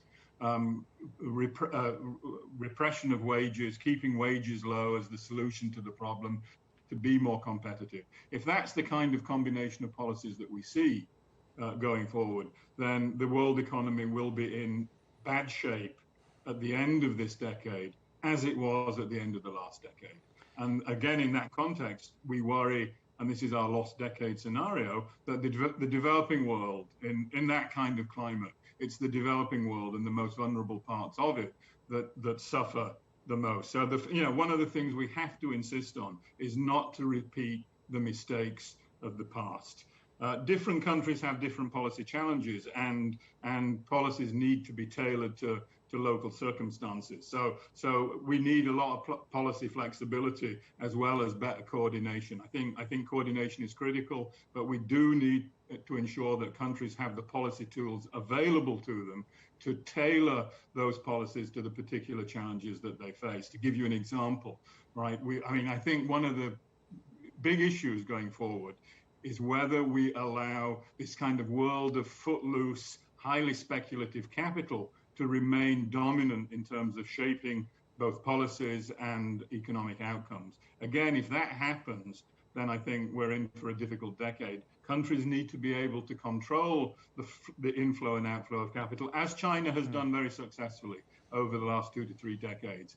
But, a lot of the policy advice coming out of the Washington institutions is still excessive financial liberalization. And I think if we get this kind of combination of policies that occurred after 2009, then we're in for a very, very difficult decade. Well, we are certainly not out of the woods yet, but hopefully we are learning some lessons from these very dark couple of years. We're going to have to leave it there. Dr. Kozel-Wright, Professor Zhu, thank you both for your time. Thank you. And that is all the time we have for this edition of Dialogue. I'm Jonathan Betts. Thanks for watching.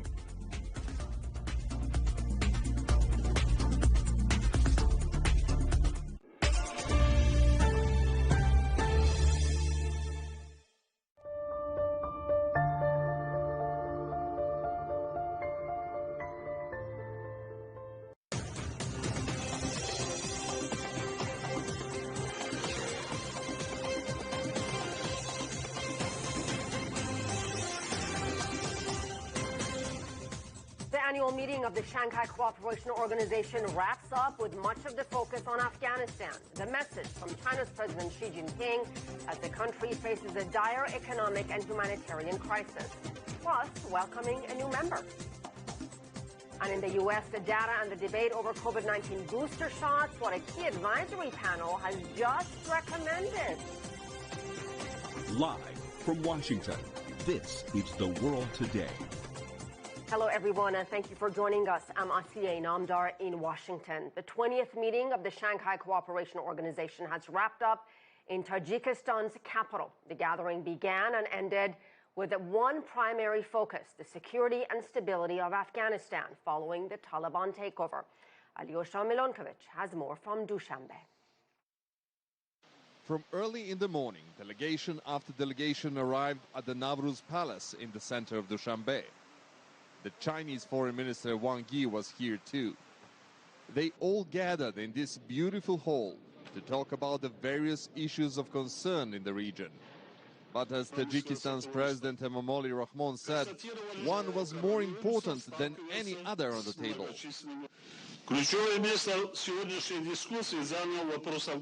The key issue of today's discussion was the Afghanistan issue. Member countries expressed their interest in a stable Afghanistan, free of terrorism, war, narcotics, and poverty. We emphasized the primary condition for turning our neighboring country into a peaceful and stable nation is creating an inclusive government. It is undisputed that all SCO countries would like to see Afghanistan as President Rahmon described, but the way to arrive at that point was seen differently. As some insisted on including all sides in the future Afghanistan government, others suggested a more subtle and understanding approach towards the Taliban. Chinese President Xi Jinping also addressed the issue of Afghanistan during his speech over the video link. Afghanistan has undergone drastic changes. The withdrawal of foreign troops has opened a new page in its history, but Afghanistan still faces many daunting challenges, and it needs the support and assistance of the international community, particularly countries in our region. We SCO member states need to step up coordination, make full use of platforms such as the SCO Afghanistan Contact Group, and facilitate a smooth transition in Afghanistan. Russian President Vladimir Putin and Indian Prime Minister Narendra Modi also addressed the meeting via video link. They both shared a similar opinion about the need to stabilize Afghanistan to prevent the possibility of it becoming a new hub and safe haven for various extremist groups. Besides talks about Afghanistan, the SCO also welcomed its new member, Iran, which has waited 13 years to become a part of the family. Besides Iran getting a full membership status, Saudi Arabia, Qatar, and Egypt are becoming observer countries. It seems that the founding principles of the SCO are appealing to more and more countries, a promise for a bright future of the Shanghai Cooperation Organization. Alyosha Milenkovic, CGTN, Dushanbe. We have late-breaking developments from the Pentagon, which now says a deadly drone strike near Kabul airport was a tragic mistake. You may remember the attack killed an employee of an American humanitarian organization and up to 9 of his family members, including 7 children. The Pentagon acknowledges it targeted the wrong vehicle. The U.S. had initially said last month's strike prevented an ISIL suicide attack on U.S. forces. The group was behind a bombing at the airport days earlier. It killed hundreds of Afghans and 13 U.S. service members.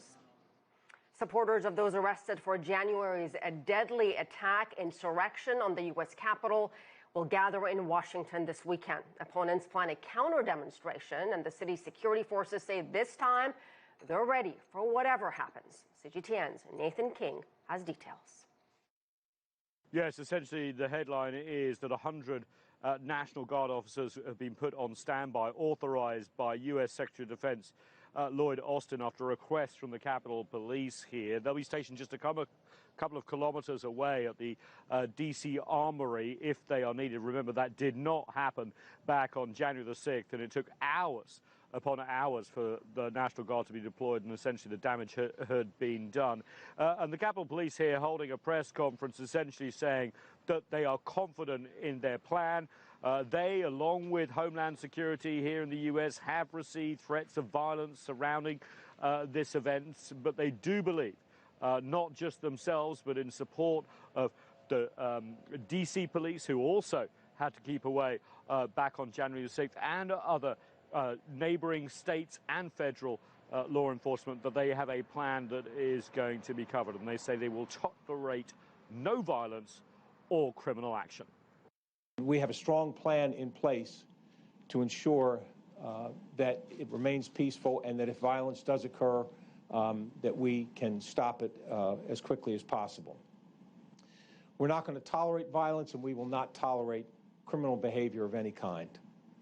Now, as for the day itself, what we're expecting is about 700 to 800 people on the other side of the Capitol here near the reflecting pool. It's being called Justice for the Sixth, essentially trying to rewrite history, saying that the people who essentially led an insurrection attempt, even a coup attempt, trying to stop the results of the election being certified, are somehow been charged wrongly and imprisoned wrongly. There are hundreds of them. That's not the case. There'll be a counter rally against white supremacy and Nazism about 2 miles away from the Capitol, near the White House in Freedom Plaza. They may even get as many people, if not more. What's interesting is that lawmakers that sort of sided with some of the insurrectionists on January the 6th, and I'm talking from the Republican Party, are largely staying away from this event. But you know who isn't? And that's the former President Donald Trump. He's issued a statement essentially pledging that the hundreds that were arrested and charged back on January the 6th, that basically obeyed his wishes to march on the Capitol, are somehow innocent. They are, of course, being prosecuted under the full force of the law. What's going to be very interesting is to see if the Capitol Police really do come through here. There's a lower threat of violence, and they have this fence in place. But remember, back on January the 6th, there was a lot of violence. Capitol Hill police died on the day. Some took their own lives, and some have been disciplined for actually siding with the insurrectionists on January the 6th and aiding them, or at least expressing support for their cause as they rampaged through the Capitol. That was a dark day in America, and now, months on September the 18th, they hope it is not repeated. But I can tell you, even though they think they've got everything in place, Washington is on edge because the political divisions in this country have not gone away. Nathan King, CGTN, outside the U.S. Capitol.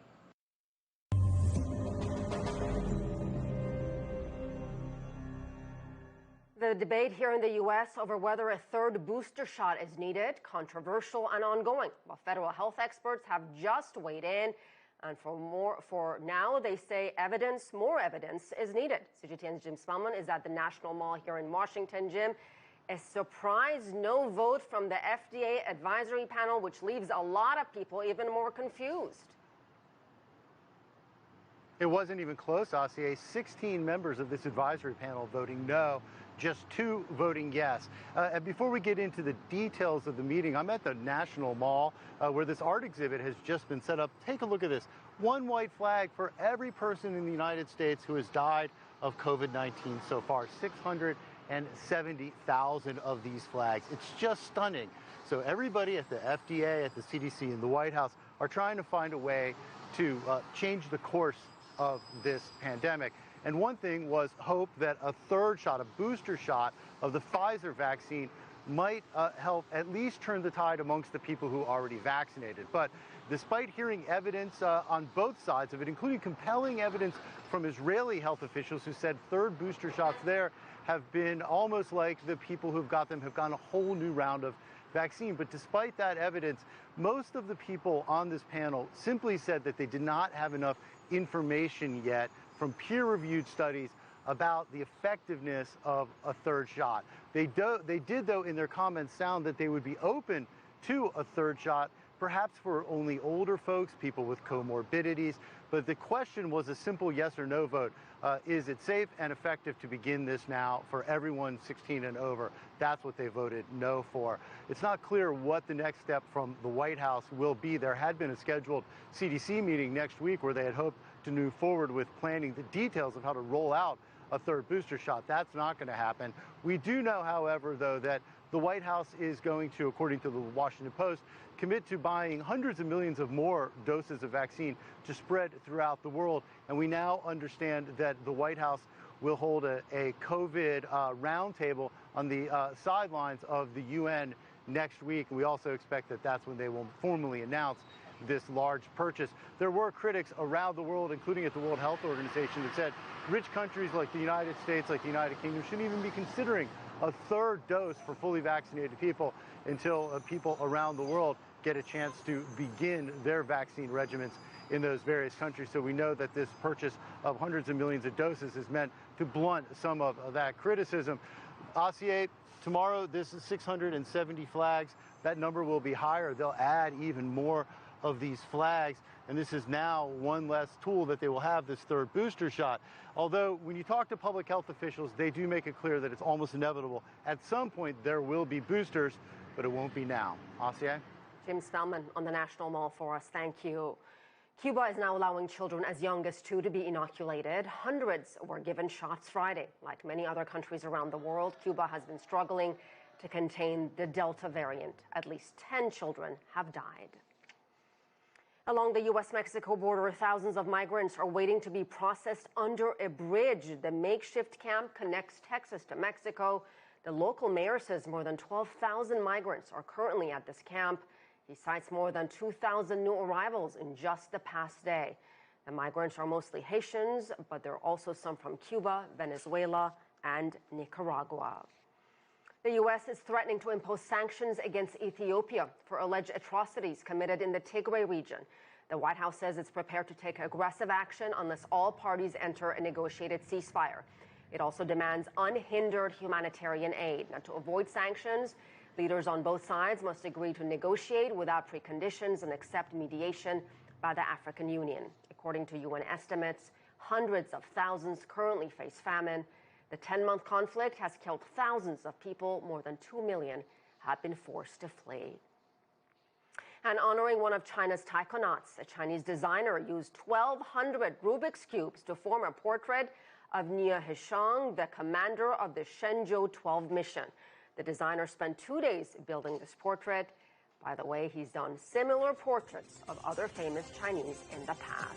That's the world today. I'm Asier Namdar.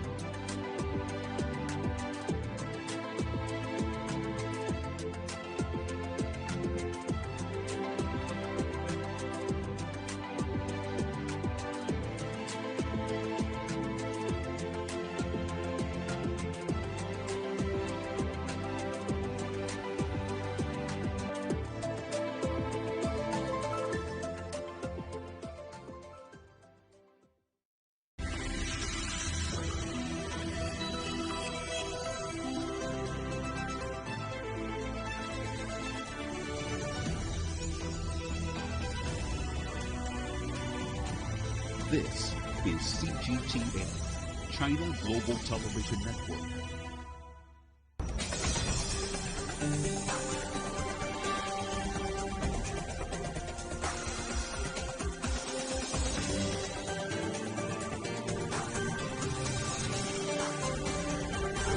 On today's World Insight, the Shanghai Cooperation Organization Summit convenes in Tajikistan. Can they find a common solution to the crisis next door in Afghanistan? And the end of China's first mission to its space station coincides with SpaceX's first all-civilian flight. Can China and the U.S. cooperate in space exploration?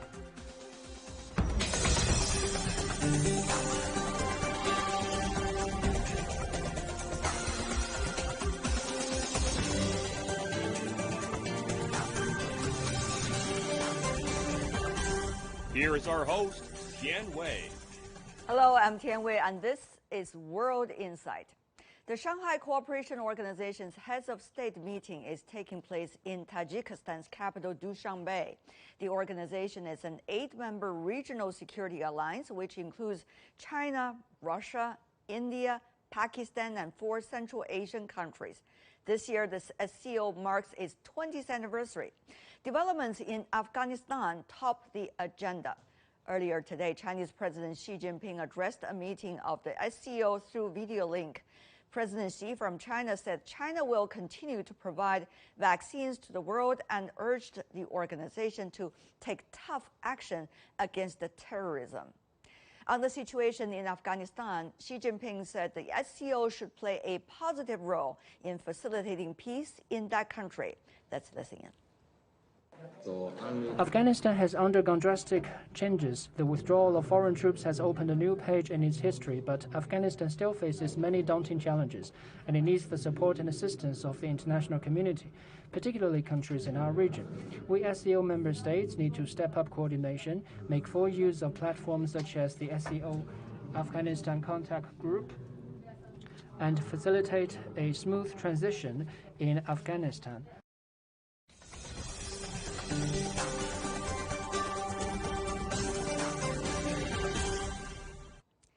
And now, I'm joined by a panel made of people coming from 3, at least, of the SCO countries. In Moscow, Dmitry Barbish from the Sputnik International News Agency. In New Delhi, Madhav Nalapat from the Manipal University. Last but not least, in China, Rong Ying from the China Institute of International Studies. Gentlemen, welcome to the program. Let's start about the latest situation in Afghanistan and how the leaders at the SCO meetings were talking about this. Mr. Rong from China, according to the Chinese president, it is very important to have an inclusive political arrangement inside Afghanistan. How is China and some of the other SCO countries can help and support that process? Briefly. Well, I think it has been very clear that this inclusivity for all the political parties in Afghanistan, including the Taliban, after it's taken over, has become a very important sort of issue, convergent issues for the region and for the international community. I think it has been repeatedly pointed out, and more importantly, it seems that the initial impression by the so-called interim government put forward by the Taliban is not sort of satisfactory. But in the meantime, I think China made it very clear we have to take a pragmatic and reasonable sort of approach by continuing to encourage the Taliban and other political forces to form an inclusive political framework. Mr. Barbish from Russia. Russia already have very clear attitude toward the issue of Afghanistan. I hope you will be able to hear me. Can you hear me, sir, Mr. Barbish? It seems that we are having some difficulties. Mr. Nalapat, let me go to you in India. Now, India plays an interesting role, and there are different issues that India has with different factions in Afghanistan. Tell me more about how do you, from New Delhi's perspective, see that inclusiveness that's needed in the government? Well, I would like to say that President Xi is perfectly right that it should be an inclusive government, and that means that there should be a fair representation of Tajiks, of Uzbeks, of Hazara, the Shia minority there, and also religious minorities, if the few that are left in Afghanistan. It's very important to ensure that. And secondly, I would say it's very important to ensure education rather than spending money on guns and weapons. I think money should be spent on schools and hospitals, especially education of women and modern education. Unless you teach them modern life. But Mr. Nalapat, let me just focus. We have a lot of issues about Afghanistan. We cannot just make them all at the same time. Let me just ask you about that inclusive government. About that, what is some of the perspectives that you have? Well, our perspective in India is that we have never been friendly with the Taliban.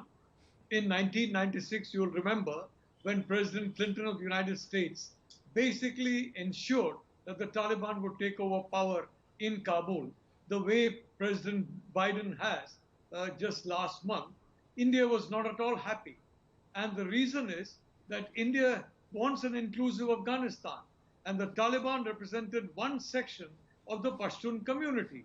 What I have seen in this current government, this so-called interim government, it's more of the same. Where is the Tajik representation, the Uzbek representation, the Hazara representation, and above all, the overwhelming majority of Pashtuns who are moderate? I think it's very important that all countries with an interest in fighting terrorism, China and India in particular, should ensure that the promise of the Taliban should be kept. About terrorism, that's another issue. We're going to come back to that. Let me just focus on the government for now. Mr. Barbish from Russia, tell me more. Russia has already taken a pragmatic, but at the same time, cautious approach toward the Taliban interim government, quote unquote. Tell me more about that inclusive government. Chinese President Xi Jinping once again repeated in his speech toward the Afghan issue at the SCO Summit. What is the approach of Russia? Well, I think basically the approaches of China and Russia are very similar. Just like China, Russia wants the Afghan government to represent all the people of Afghanistan, different groups representing different opinions existing inside that society. But certainly Russia is very concerned about terrorist activity that could spill over from Afghanistan. Let me tell you that Taliban is still officially a terrorist organization in Russia. Whenever you mention Taliban, the word Taliban on Russian television or radio, you have to add the word terrorist organization. So morally, our attitude to Taliban is negative. But we understand that the government that is going to be acting from Kabul includes Taliban members, and we have to deal with this government in the interest of our people and in the interest of the people of Afghanistan. So, I mean, we used to deal with some very morally unsavory characters in the past, and this is nothing new for us. All right. So I think Russia will have embassy in Kabul. We will try to create a more or less pragmatic relationship with Afghanistan, but we will be very tough on any attempt by Taliban or any other organization acting in Afghanistan to carry their terrorist activity to other countries, especially we will be negative about carrying it over to SCO members, Shanghai Cooperation Organization Let me focus members. once again on the inclusive government. We're going to talk about the anti-terror issue a bit later. And Mr. Barbish, you can still they hear are me. members of Collective Security Treaty Organization. Let me focus on the created by government Russia for now. In the early 90s. Maybe you have a difficulty hearing we took me. upon ourselves the responsibility to protect these countries if their security is threatened. And that gives Russia the legal powers Can to our use producer force, be able if to reach necessary, Mr. to Barbish prevent any in terrorist Russia so activity that he knows threatening these countries. the problems that we have with the audio? But Mr. Barbish, I don't know whether you can hear me now. Anyway, I heard your point, but we want to focus now on the inclusive government before we move on to the terrorism issue, because there's a lot of issues we could spread around our discussion without really focusing much on the result. Mr. Rong, I want to come back to you on that inclusive government. That is the thing that we really should talk about here. China, unlike the other two countries that are now represented in the panel discussion, in fact, did not have much history about Afghanistan, only being Afghanistan's neighbor. So there were no war between China and Afghanistan, no conflicts between China and any factions in Afghanistan. But there is one thing that China wants, it seems, peace along its border and no terrorism. So Mr. Rong, tell me more about how, within the SCO framework, will China be able to work with the others who have different kinds of history, different kinds of approaches through history on the issue of Afghanistan? Well, I think the first and foremost is, of course, to work together to come up with a coordinated sort of approach or sort of an idea, way how to work with and live with, as a matter of fact, with the reality in Afghanistan, taking into account the importance of stability and security, and its possible spillover if there's instability and civil war to the neighboring countries. So this is the most important. As we have seen, obviously, I think while the SCO member states share a lot of common grounds, there are still some differences in terms of how much we can do. So I think this summit and also the sideline meetings related to Afghanistan is very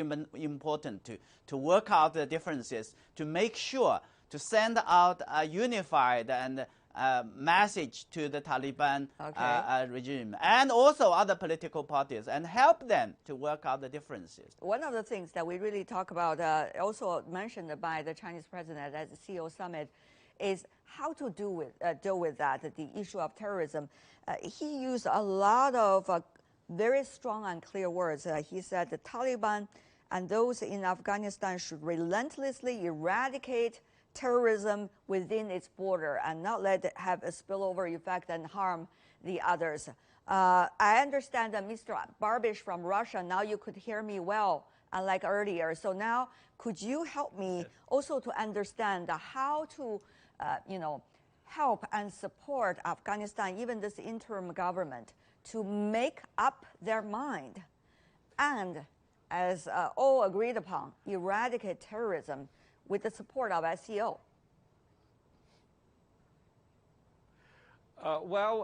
Basically, President Putin's position and Russia's position is the same as the position of President Xi of China on this issue. We know how dangerous terrorism emanating from Afghanistan can be. Let me remind you that in the late 90s, when the early unreformed Taliban was in power in Afghanistan, there were many attacks on the former Soviet territory from Afghanistan. And the Russian border guards who stood on the border were often victims of these attacks. So, as our foreign minister Lavrov has said, it will all depend on the conduct of the new government in Kabul. If the new government in Kabul is serious about fighting terrorism, and if they ask for help from Russia or from our allies, we will provide that help. We are not novices in providing anti-terrorist help. Of course, it will not be a Russian army entering Afghanistan. We are not going to commit the same mistake which we made in 1979. And in Russia, the Soviet invasion of Afghanistan in 1979 is considered officially a mistake. We are not going to repeat the mistakes of Americans who wanted to remake Afghanistan in their own image. But, of course, we are interested in eradicating terrorism on the territory of Afghanistan. If the inclusive government in Kabul is indeed inclusive, and if they want to crack down on terrorist elements, they can get help from us. That was said very clearly by our diplomats. Great, thank you so much. Professor Nalapat, also India's view, of course, there are different history in terms of India and Afghanistan and Taliban, but SCO, which India is a member of, one of its fundamental goals is to eradicate terrorism in the region and deal with that. Mr. Nalaphat. Yes, I think the Prime Minister Modi made that very clear in his speech in this very important summit of top leaders, that terrorism is a very high priority for the Indian government, and extremism and radicalization has to be fought. The problem is that, number one, there are no women in the Taliban government. There are no moderates in the Taliban government. There are very few Tajiks or Uzbeks in the Taliban government, even though they're almost 40-45% of the population. And very importantly, several of the ministers in the Taliban government have a terror record. So I don't know if you can, one day wake up and be entirely different from what you were for the last 50, 60 years of your life. I certainly hope that is possible, but I'm not sure it's going to happen.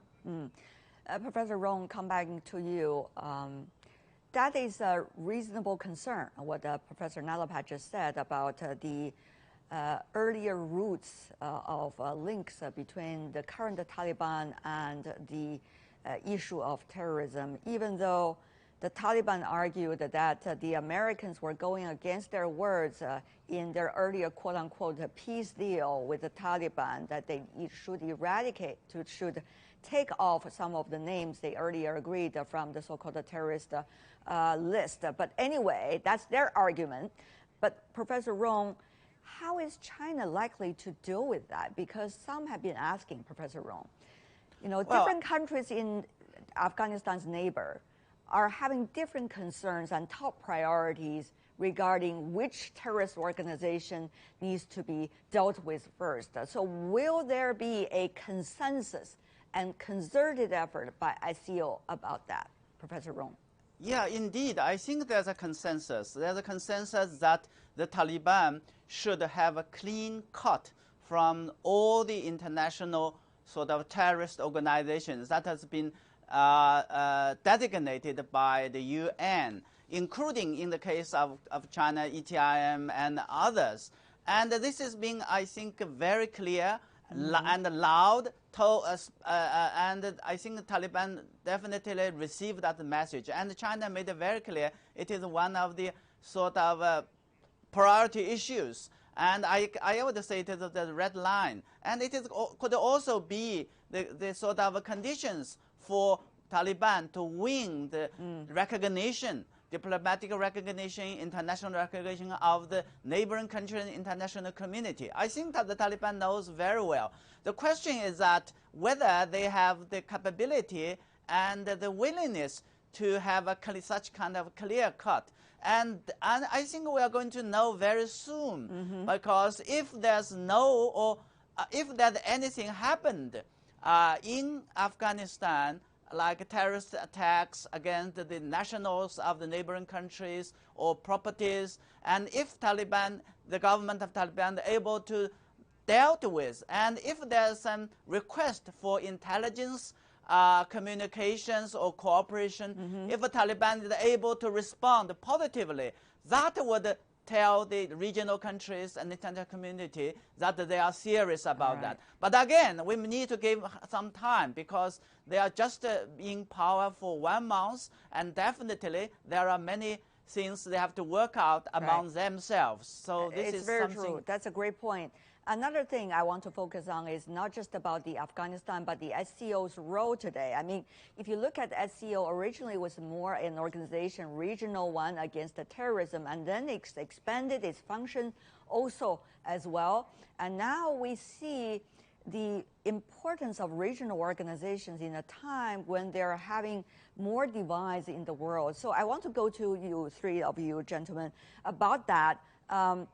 Particularly now, China and Russia, Mr. Barbish, seem to be quite hand in hand on many issues. How is China and Russia, you see their roles within SCO and transforming that organization too, Mr. Barbish? Well, I think that Russia and China can play a very positive role and they can set an example for many countries in the world how to be really tolerant to other states and other points of view. I mean, everyone understands that members of SCO, some members such as India and Pakistan, have differences. The new member, Iran, obviously is a very different country from Russia or from other countries, other members of the organization. I mean, we have Muslim countries inside this organization, we have Christian countries, we have China, but we all talk to each other, we all respect each other.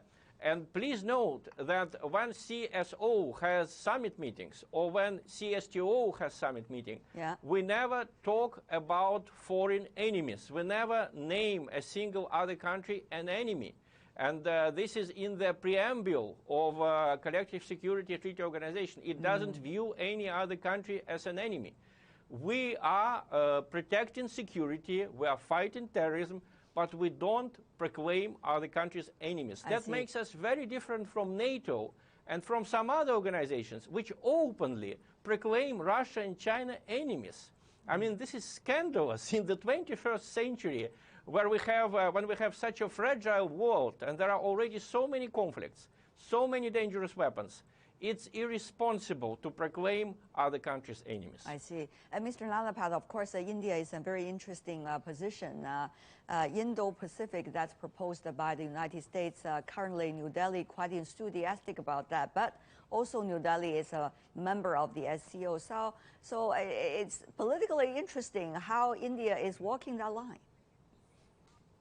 Well, I'd like to say that India welcomes Iran becoming a part of the SCO. I think the Prime Minister referred to that in his own talk.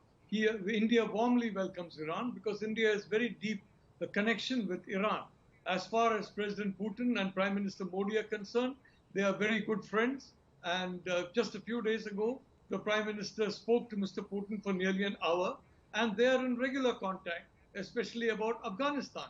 I would like to say that this expansion of the SCO, tomorrow, Saudi Arabia and Qatar and Egypt are going to become members, can enable the SCO to play a positive role, not only in Central Asia, not only in Afghanistan, but even in the Middle East as well. The Saudis and the Iranians can, for example, talk to each other. India is a good friend of both and would like to see both be friendly to each other. Okay. Professor Rong, 2 points. One is the SCO Summit is being held at a time when US, Australia, the UK, for example, are trying to form some kind of interesting group purportedly against China. But also at the same time, you see the dramatic changes going on in the world and regional organizations, some becoming outstanding and some becoming extremely quiet. So how do you see, from these two different ways, how SCO is likely to function for China and for China's partners? Indeed, I think that's exactly the SCO, the importance of SCO, and that I can make for the region and beyond, because SCO, as the two previous speakers said, is a kind of pursue a different kind of a vision, different kind of way for regional cooperation. And the past 2 decades have shown that they are really working, even though as it entered the 3rd decade, there are more challenges, both in security, in economic development, and more importantly, I think with facing the pressure of the other regional blocs or new so-called alliances like the so-called ACRS, which is again, I think, kind of remind us, the legacy of the Cold War, zero-sum sort of a game mindset. But the most important thing for me is that as SCO becomes more important, SCO enlarges, it would need more sort of work, more sense of solidarity, so that they can that they can make a difference. They are really relevant in finding a way to addressing the challenges that the region that are facing. That is the most important thing. It is the most important thing, and that seems to also the message that I got from the three of you gentlemen. Thank you so much for joining this conversation and discussion. Rong Ying, Madhav Nalapat, Dimitri Barbish, really appreciate it. Thank you. And you're watching World Insight with me, Tian Wei. The program is coming to you live from Beijing. Coming up, the end of China's first mission to its space station coincides with SpaceX's first all-civilian flight. Can China and the U.S. and others cooperate in space exploration? Is that a question mark? Do we have answers now? Next.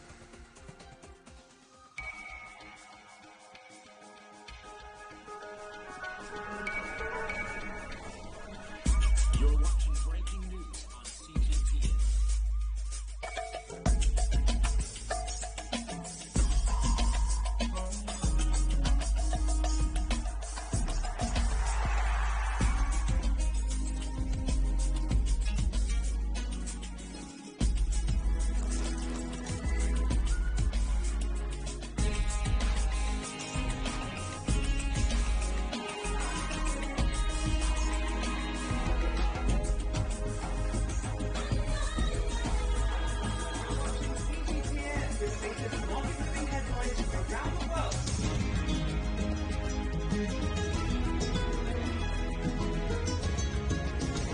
Welcome to the world today on CGTN.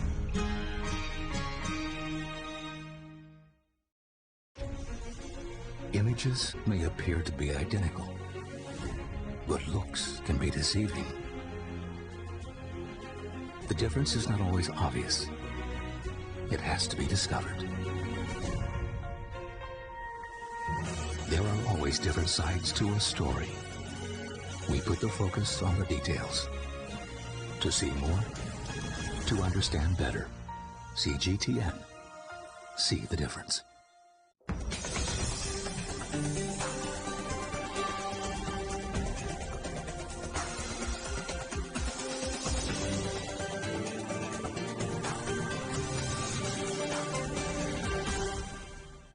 Welcome back. This is World Insight with me, Tian Wei. China announced September the 17th that its Shenzhou 12 manned space flight mission was a success. 3 Chinese taikonauts were safely picked up from the Shenzhou 12 re-entry capsule after a touchdown in Dongfeng landing site in northern China's Inner Mongolia region.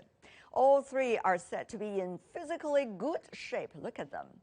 The Shenzhou 12 crew helped build China's first space station, the Tiangong. They also set a new Chinese record for longest time spent in space at 90 days. While advances in manned space are accelerating, private spaceflight is taking off. On Thursday, for the first time in 60 years of human spaceflight, a rocket from SpaceX Inspiration 4 blasted into the orbit with no professional astronauts on board. Can space become the next frontier for global cooperation at this very interesting time? Will China's leap in space exploration lead to technical advances that benefit humanity? Let's find out.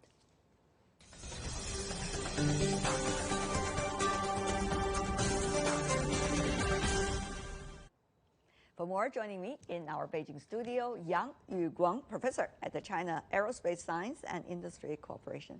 What a pleasure to see you once again, Mr. Yang.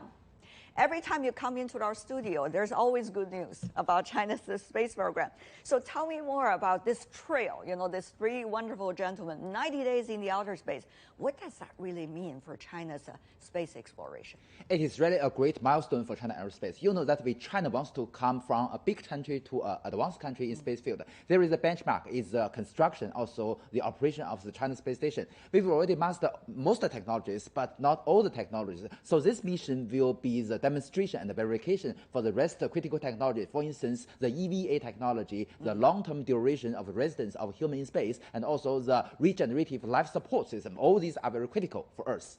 I can feel the excitement in your words. Even the speed of a speech is picking up at this moment. I mean, if you look at those 3 gentlemen, they are really seems to be in good shape after landed. That's quite amazing. But having said that, though, the 90 days, what exactly did they achieve? Well, is that we are actual vehicular activity outside the station.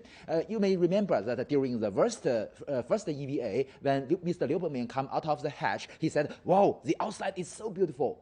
He mentioned this because that he is in a very good condition. Right. That means that the design of the EVA spacesuit is very perfect. So it is possible for him to be very convenient and say these kind of sentences. And also, moreover, you see that during these 90 days, they not only perform the scientific research, but also made some preparation for the future construction of the station. For instance, they have mounted the research racks inside the station. The racks, the standard research rack for the microgravity environment, the space medicine, and also other scientific research. Right.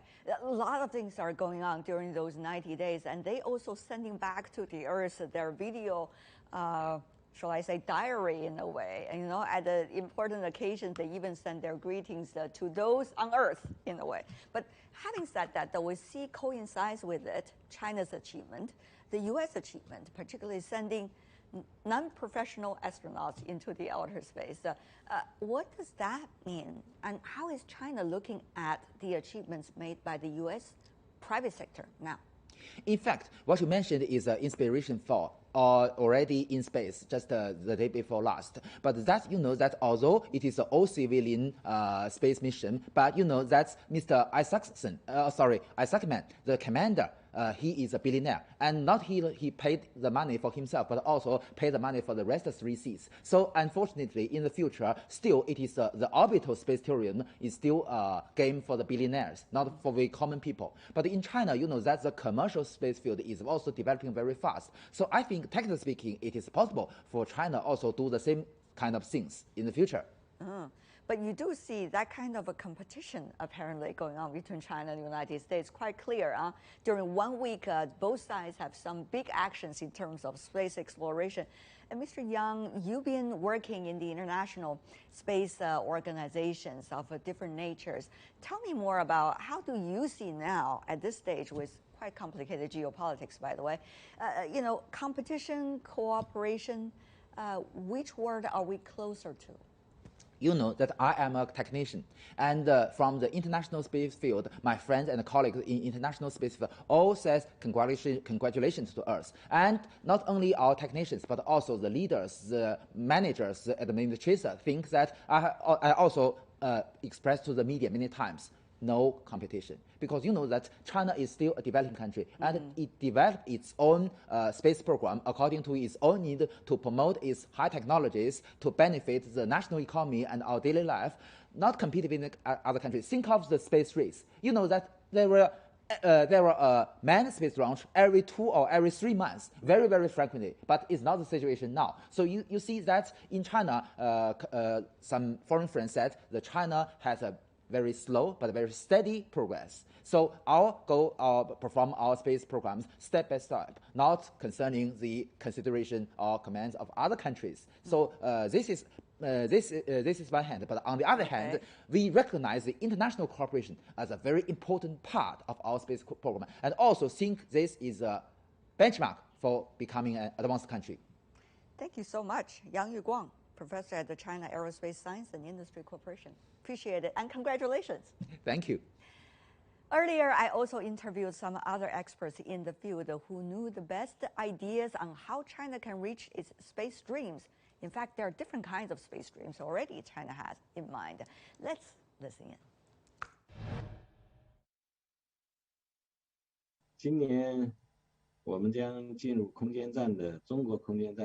This year, we are entering the launch phase of China's space station, which we also call the construction phase. Our major work is to build the space station. There will be 11 launches, 3 big launches including the core module, experimental module 1 and experimental module 2, and then to assemble them in space. The construction of the whole space station may be completed next year.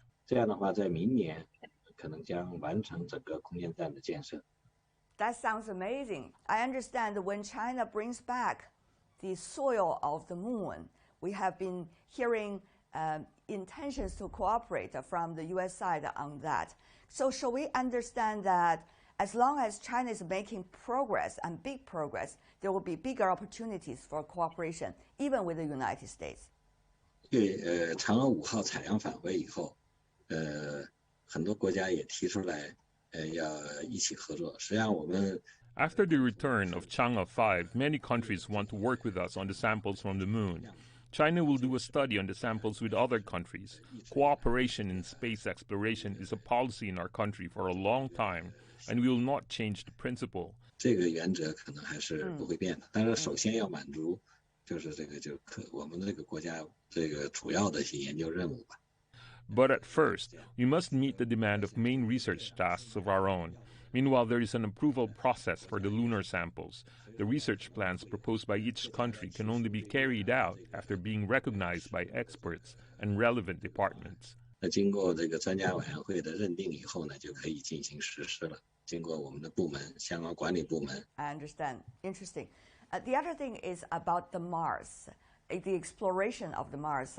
Tianwen, how do you see its mission? How do you assess its performance? 我们的天文1号现在，按照我们中国的说法，就是还在路上。Tianwen-1 is still on the way. Orbiting, landing, and inspecting are all three steps in one go, completing them in one progress, which is China's Mars exploration plan. It is different from those of the United States, Russia, and Europe. The Mars exploration of these countries are separated in different programs. Orbiting, landing, and inspecting, and even sampling return are carried out separately. We basically combine all steps, and Tianwen-1 can do those jobs. 美国包括其他国家的这个火星的探测。 The Mars exploration of the United States and other countries is very meaningful to us. The U.S. has accumulated rich experience in this area, and we can learn from it for our future study. Although there may be many differences in the details, I think the whole picture of their technical roots are very valuable for us. 但这方面可能细节的可能还有一些问题，但是宏观的，我觉得他们走的一些技术路线对我们是非常有参考价值的。 The other thing is about China is working on the internet satellite and has been testing about it. Tell me more about that. 这个空间互联网和我们地面的这个互联网，应该说是功能和性能应该说是一样的。 The functions and performance of the spatial internet and the terrestrial internet are the same. Just one in the sky and the other on the ground. The biggest advantage of spatial internet is that it can cover a wider area and can send interconnected information to any location in the world without relying on optical fibers. Use of great significance to the development of China's information industry. The dominance and autonomy of information is very important. We are now doing work to form our own spatial internet. The next step requires the overall planning and arrangement from the national level. 这个空间资源是有限的。 The amount of space resources is limited. Viewed from a global perspective, it may be better for countries to work together to build a joint space internet. But, due to various reasons, it is impossible to build just one network around the world now. But it is necessary for one country to build one network. As a large developing country, China has the responsibility to do this well and provide with better spatial information services. 我觉得我们也有责任把这方面事儿做好。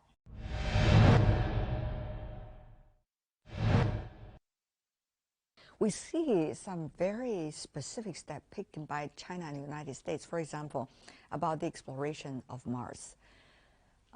Almost every step of the way, in terms of public exposure, there is a apparent competition going on. So I really wondered, Mr. Xu, from your perspective, where is this competition leading us to?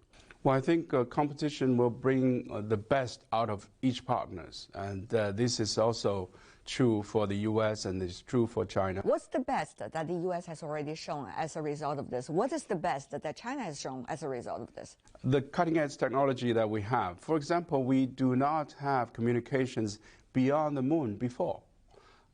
Any communication beyond that distance is innovative for China. And also for Mars missions, the lander and the rover on itself, the sky crane that they call it, has all the control technologies. And once landed, the power system that is using radioactive isotope to heat up the battery every night and rove during the day. and using all the sophisticated equipments on board the rover, as well as to collect the samples and locate those samples, maybe return them back to Earth in the future. These are unprecedented for the human resource and human beings. And I always say that we will become an interplanetary species once we live on another planet. So Mars could be the first step to do that revolution. So for revolutions, you need innovation, you need new ideas, and you need cutting-edge technologies. All of this will be combined during the competition process and during the cooperation process. Once we all have these capabilities of going that same destination, we will naturally combine our efforts. Interesting when you say we will naturally combine our efforts. Is it really going to be natural? It is politically difficult, but we are evolving. We are having new innovative ideas and pragmatic approaches. With different political scenarios, there will be mergers and cooperations in the whole course of competitions. Competition can exist on Earth, but outer space, we should all have cooperations. This is true for the International Space Station, where all nations working and living in the same confined spaces. But for exploration of interplanetary missions, efforts should be combined. So where is China? Still my question. You know, if there is something like a few mountains, where is China? Where's the United States? Where's Japan? Where's India? Some of your other members? How would you help us to paint that picture? There are many ways of evaluating a country's space capabilities. One of them is the number of launches. Former Soviet Union, US, had more than 1,000 launches already. But China is in the 200 and 300 category. However, China is rapidly growing. For example, last year we had 39 launches, but I always say 40 launches because there is one launch from the lunar surface back to the lunar orbit by the Chang'e 5. That is another launch. Right. So it's 40 launches last year, #1 in the world. And this year we're expecting about the same categories and same number.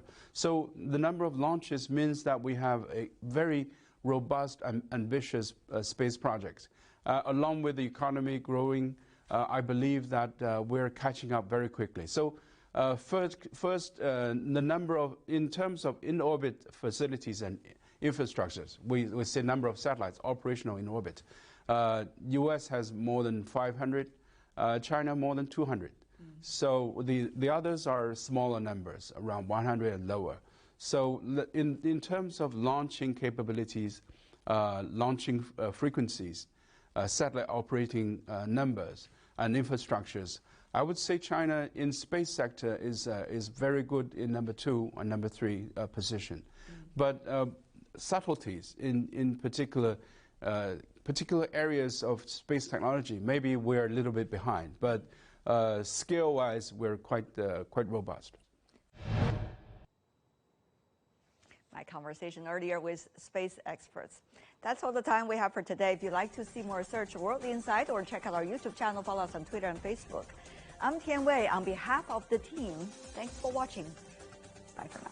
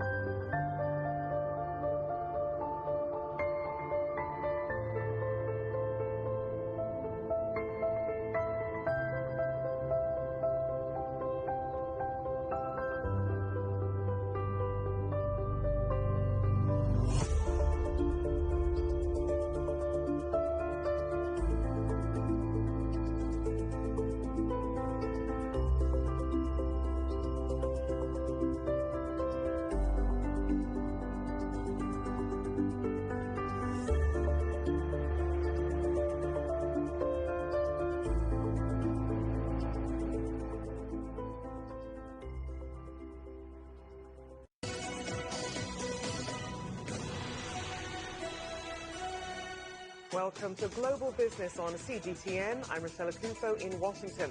U.S. regulators reject Pfizer's COVID booster shot for everyone except those at high risk or 65 years old and above. And how the pandemic has digitalized Indonesia's healthcare system. Plus, what the future of the high street looks like as British department stores go out of business.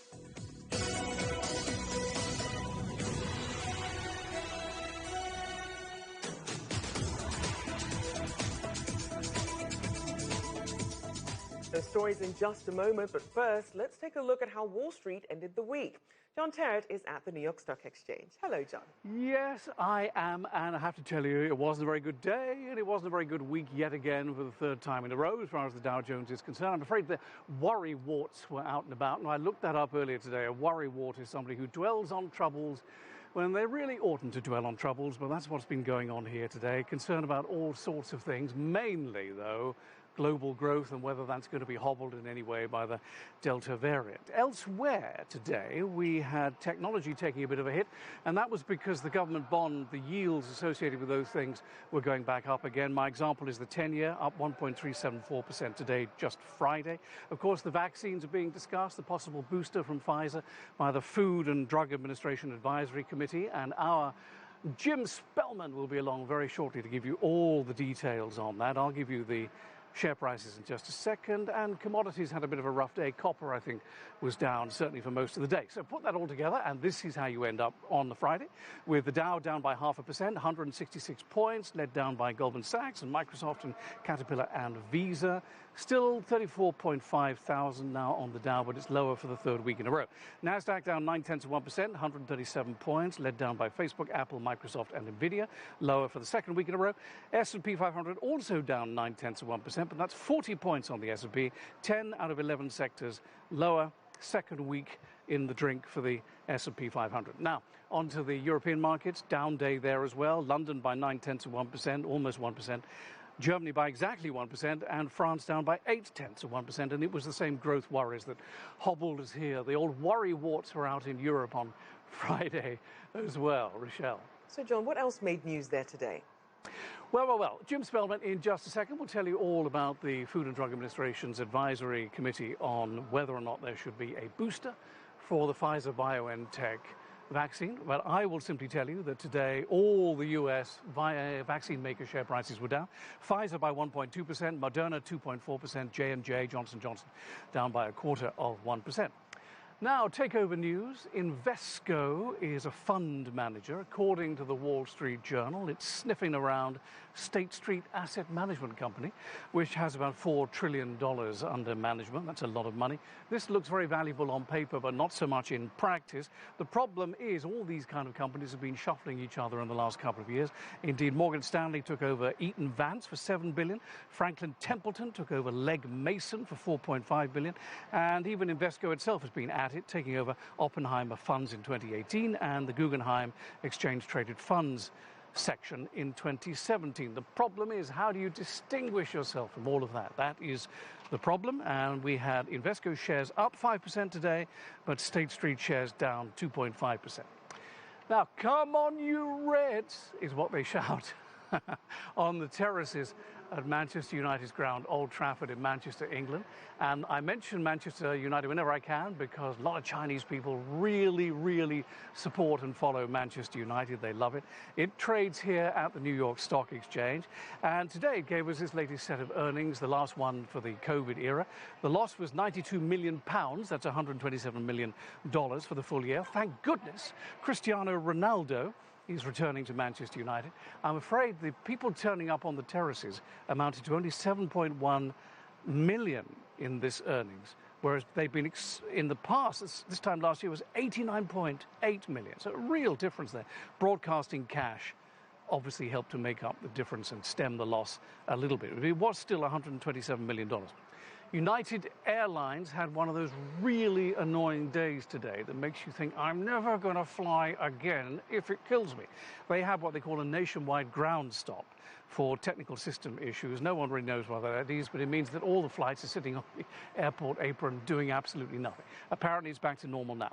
Jeff Bezos has phoned up Elon Musk to say congratulations on the tourists orbiting the Earth at the moment, civilian crew. It's remarkable. They have no control over that spacecraft whatsoever. It's all controlled from California. Absolutely extraordinary. And I wanted to tell you that the billionaire who's on board, who helped to fund the trip for the cancer survivor, is called Jared Isaacman.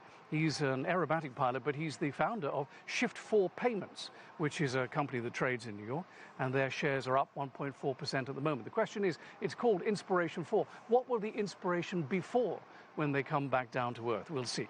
Finally, box office news. Like to do that on Friday. Clint Eastwood's new movie is coming out this weekend in America. It's called Cry Macho. And finally, here on Broadway in New York, the reopening continues. We've already got Wicked and Hamilton and Lion King and Chicago back. Tonight, Six comes back to Broadway, the story of Henry VIII's 6 wives, and also American Utopia, which is a sort of connections Broadway play, all about human connections. So there you go, Rochelle, that's it. Have a lovely weekend. And you, my friend. John Terrett there for us in New York. Well, nearly 2,000 Americans are dying from COVID-19 each day. Now, despite signs the virus surge is slowing in some states, the debate over whether a third booster shot is needed is not. Well, the Food and Drug Administration has just ruled against authorizing Pfizer booster shots for the general population, but did vote in favor for giving shots to those 65 and older. Well, CGTN's Jim Spellman has been following this story for us and joins us live now. Jim?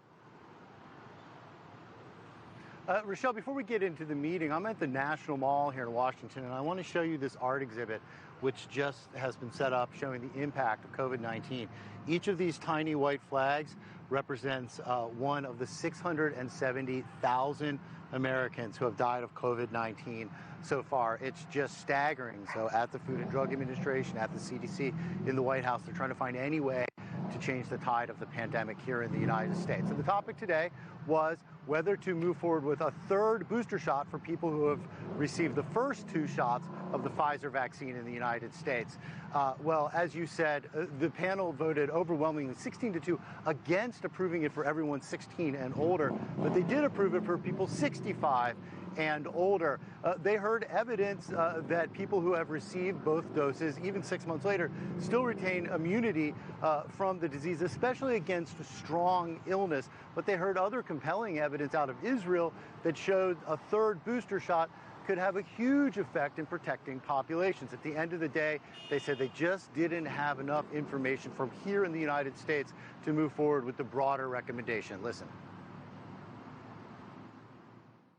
One of the issues in this is that much of the data that's been presented and is being discussed today is not peer-reviewed and has not been reviewed by FDA. So the FDA itself will make the final determination, but they've generally gone along with the recommendations from these panels. Next week, the CDC, the Centers for Disease Control, will meet to figure out how to actually implement the recommendations that come out of the final FDA decision. But in the meantime, I just want to show you this again once more because it's truly staggering. And we're seeing the Delta variant, we're seeing unvaccinated Americans driving this. So it's not clear exactly what impact simply adding a third booster shot would do to change the situation now. There was also some criticism aimed at the White House that the U.S. shouldn't even be considering a third dose when so many people around the world have not received even the beginning of their vaccine trial. Well, the White House is set to announce next week that they are purchasing hundreds of millions of doses of the Pfizer vaccine to send around the world. They'll make that announcement at the UN next week. Rochelle? All right, thank you. Jim Spellman there reporting for us in downtown Washington. Well, vaccine hesitancy remains high in the U.S., and misinformation is largely to blame. Well, a new report found just a dozen people are responsible for the majority of it on social media. Karina Huber has more. 9 months after vaccines against COVID-19 became available to Americans, President Joe Biden expressed frustration that millions still refuse to get a shot. My message to unvaccinated Americans is this: what more is there to wait for? What more do you need to see? Over 210 million Americans have gotten a first dose of the FDA-approved vaccines, which have proven to be highly effective at protecting against severe infection and death. But vaccine hesitancy remains high. Around 25% of those eligible for the vaccines have not yet received a shot. The real driver is misinformation on the internet, spreads rapidly, scares people, or convinces them that they don't need a vaccine because they can pursue alternative treatments. According to the Center for Countering Digital Hate, only 12 individuals account for the vast majority, 65% of anti-vaccine messaging on social media. That list includes Robert F. Kennedy Jr., nephew of President John F. Kennedy. But the man named as the most influential spreader of anti-vaccine information is Joseph Mercola, an osteopath living in Florida. He has made millions of dollars selling books on healthy living and alternative medicine. Posting doubts about the COVID-19 vaccine, he directs his followers to buy vitamin supplements to ward off the virus. I consider him someone who is making money by selling products that he fuels a demand for with false information. So you might say it's a scheme or a gimmick. Mercola has reportedly faced numerous warnings from the FDA for selling unapproved health products in the past. In 2017, he settled false advertising claims with the Federal Trade Commission related to tanning beds he was selling. Mercola has repeatedly denied spreading false information. With more than 1.7 million followers on Facebook, Mercola may be the most prominent person using false information about COVID-19 to grow his market for alternative medicine. But he's not alone. There are many others. You shouldn't be allowed to go out there and spread lies to large audiences in a plague. It's just unacceptable, and it ought to cost you your license. Kaplan and others are also calling on social media platforms to do more to stop the flow of misinformation. Misinformation many blame for leading to countless preventable deaths. Karina Huber, CGTN, New York. Well, Cuba has launched an island-wide COVID-19 vaccination campaign for kids between the ages of 2 and 18 in the hopes of getting children back into classrooms. Now, the government hopes to vaccinate 90% of its population. CGTN's Luis Chirino reports. The vaccination effort started this month with the administration of the first of 3 doses of a domestically developed Cuban vaccine for children as young as 2 years old. CGTN visited a vaccination site at a Havana elementary school where parents accompanied their kids through the process.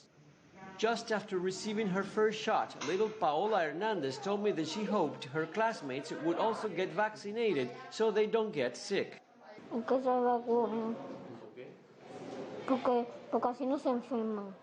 5-year-old Naira also received her first shot. Y después me puse la ropa y lo gimo. She said her mother dressed her up early in the morning to be on time at the vaccination site, and she feels fine. Child vaccination in Cuba against COVID-19 is not mandatory. Children get vaccinated only under parental consent. Suramis Pinay told me why she agreed to vaccinate her daughter Naira. Tenemos la confianza. We are confident and sure about the solid foundations of our scientific sector and that our kids will be better protected and prepared to face a strong challenge such as this epidemic.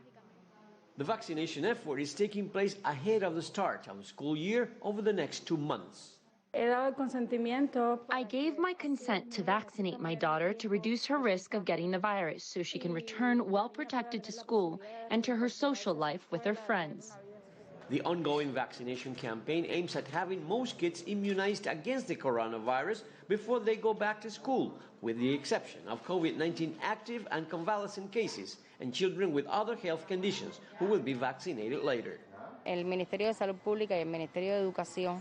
The Health and Education Ministries expect to have most kids vaccinated before schools reopen. And although some parents would not agree to vaccinate their children, all kids, either vaccinated or not, will be welcome at Cuban schools. However, we insist in the need to vaccinate all children so they get in better immunological conditions to fight the disease. The Cuban COVID-19 child immunization campaign aims at completing the 3-dose vaccination of some 92% of the children population by November. Luis Chirino, CGTN, Havana. Well, the pandemic is also transforming Indonesia's healthcare industry. It's given rise to digital apps that focus on providing health services remotely. And as Sulkina Alawalia reports, an internet connection is the only thing needed to give even the most remote regions access to quality healthcare. Dian knows firsthand the stress of caring for a sick child. During the pandemic, that experience became even more stressful. But Dian says turning to digital health apps have significantly eased her burdens. Just recently, my child had fever for 3 days. I couldn't go to the hospital, so I used an app to consult the doctor and buy medicine. That allows users to directly communicate with doctors. The company has seen a massive increase in users since the pandemic began. Medical health system is evidence-based. So if you have more evidence that this treatment or this medicine match with this profile of diagnosis, then that will be wonderful. And big data, artificial intelligence, machine learning, we play a significant role on top of the healthcare delivery system that you mentioned. But delivering quality healthcare across the nation remains a challenge. Right now, Jakarta is Indonesia's digital health capital, but the people who need these services the most are in the smaller regions, where infrastructure is still weak. COVID-19 exhilarated apps like Halodoc, but Indonesia still needs to improve its digital capabilities to meet new demands. Our app will definitely work anywhere as long as we have internet penetration. So right now, I think with the current data that I received, the internet penetration in Indonesia is about at 74%. And obviously, the 30% is usually those small villages, right, that actually really need apps like us, but don't have access to it yet. So I think one of the key ways the government can help is obviously expanding that internet penetration across all the different islands. Indonesia's investment into health innovation will continue to rise in the coming years. Demands for remote medical services will become much more needed in a post-pandemic world. Sulkina Alawalia, CGTN, Jakarta. And coming up on Global Business, one giant step in space for China. More on the Taikonaut's remarkable journey back to Earth after the break.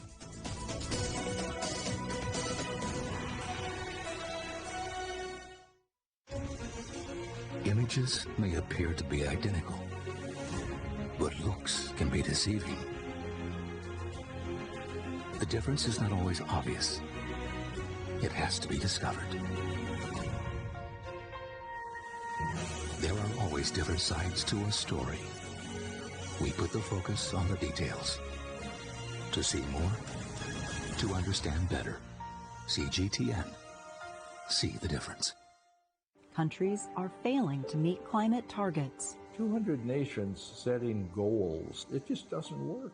However, some solutions could be simple. There's something about the tropics that is a big part of the solution. And some countries are advancing alternative energies. The one country that I have high hopes for is China, because it is investing in nuclear energy. Action on Climate this week on Full Frame.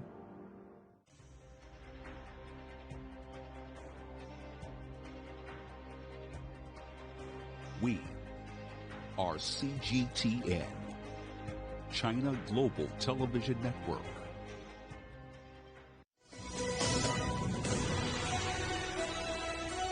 The financial struggles of China's property developer Evergrande are deepening. That's after the company's chairman, Hui Kaiyan, announced that he'd be stepping down as director of a separate luxury property in Hong Kong. Reports say Hui made the move to give him flexibility in managing the overseas asset since he lives in the Chinese mainland. Evergrande has been embroiled in a liquidity crisis and struggling to service $300 billion worth of debt. The company has been selling multiple assets to raise money to avoid a collapse that could drag global markets down with it. Mega Chada has more market reaction from Hong Kong. Stock markets in Asia mostly ended higher on Friday after clocking in losses for a good part of the week. CSI 300 and the Shanghai Composite lost between 2.5% to 3% in the last 5 trading sessions as regulatory concerns across sectors as well as weak economic data in China took its toll. Here in Hong Kong, the index snapped 4 consecutive days of selling pressure as traders picked up beaten-down tech and property names. The contagion fears from a possible default at China Evergrande are still weighing heavy on the Hang Seng Index, which cracked over 5% for the week. South Korean shares ended higher on Friday as upbeat U.S. retail sales data boosted sentiment, though investors refrained from placing big bets ahead of the country's 3-day holiday. Elsewhere, Japanese shares closed higher on Friday to post their 4th straight weekly gain as heavyweight chip makers jumped and some investors caught up on a recent rally. The mood in Singapore was somber as the benchmark here dropped 0.25% for the day and was down over 1% in the week. And ASX 200 was almost flat for the week, with iron ore miners hitting multi-month lows and surging coronavirus cases across the country. Megha Chadha, CGTN, Hong Kong. Well, the Beijing 2022 Winter Olympics has unveiled its official motto. Together for a Shared Future was selected by a panel from dozens of proposals submitted by citizens. Beijing's mayor has vowed strong COVID-19 protocols to ensure both fans and athletes remain safe. The games get underway in early February. Well, Chinese taikonauts are back on Earth following the nation's longest ever crewed space mission. The crew is in good health after being retrieved from the Gobi Desert Friday. They were in space for 90 days and will undergo a 14-day quarantine before returning home. But their work is far from over, as Sonia reports from the Beijing Aerospace Control Center.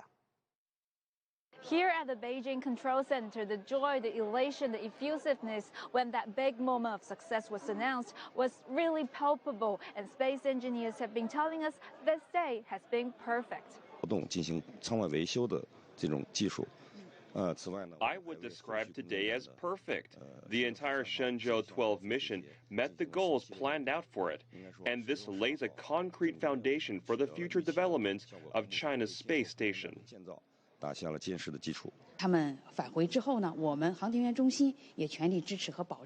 After being under strict quarantine for a week, they'll continue to recuperate for a few months. We'll ensure the taikonauts are doing well when they're home. They'll have physical checkups, medical security, and nutrition plans. The goal is for them to recover their physical fitness as soon as possible, or be in even better shape than before they left, because they could have new assignments. And they sure deserve some time for celebration. Sun Ye, CGTN, Beijing. We'll head for a short break now, but when we return, find out how COVID-19 and Brexit have shaken up the British retail space. Stay tuned to Global Business.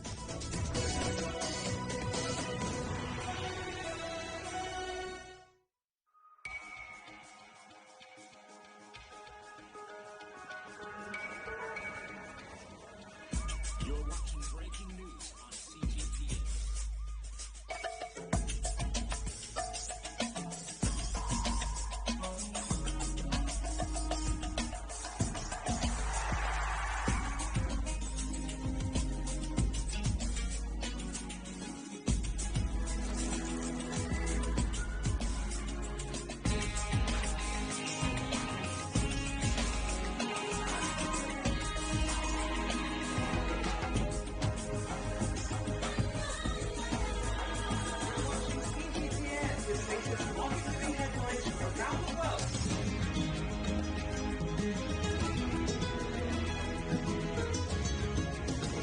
Welcome to the world today on CGTN.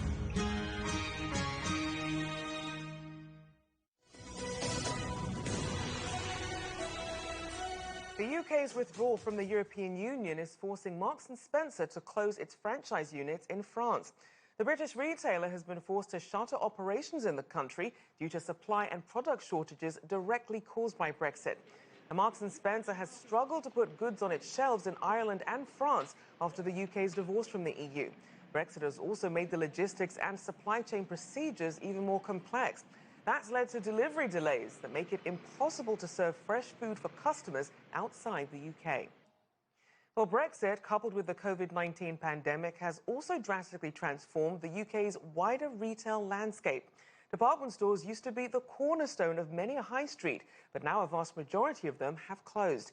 But as Catherine Drew reports, a new trend has given their once empty storefronts a new lease on life. The changing gears of the UK High Street. This space used to house the cosmetics counter of Debenhams department store. $8 million later, electric go-karts make up just one of 4 floors of high-tech attractions, dubbed a department store of fun by one of its founders. I was actually born into a travelling fun fair. I completely left school at 12 years old and went to work in the family business, which started out with 1 carousel, then 2, then 3, then a small family theme park.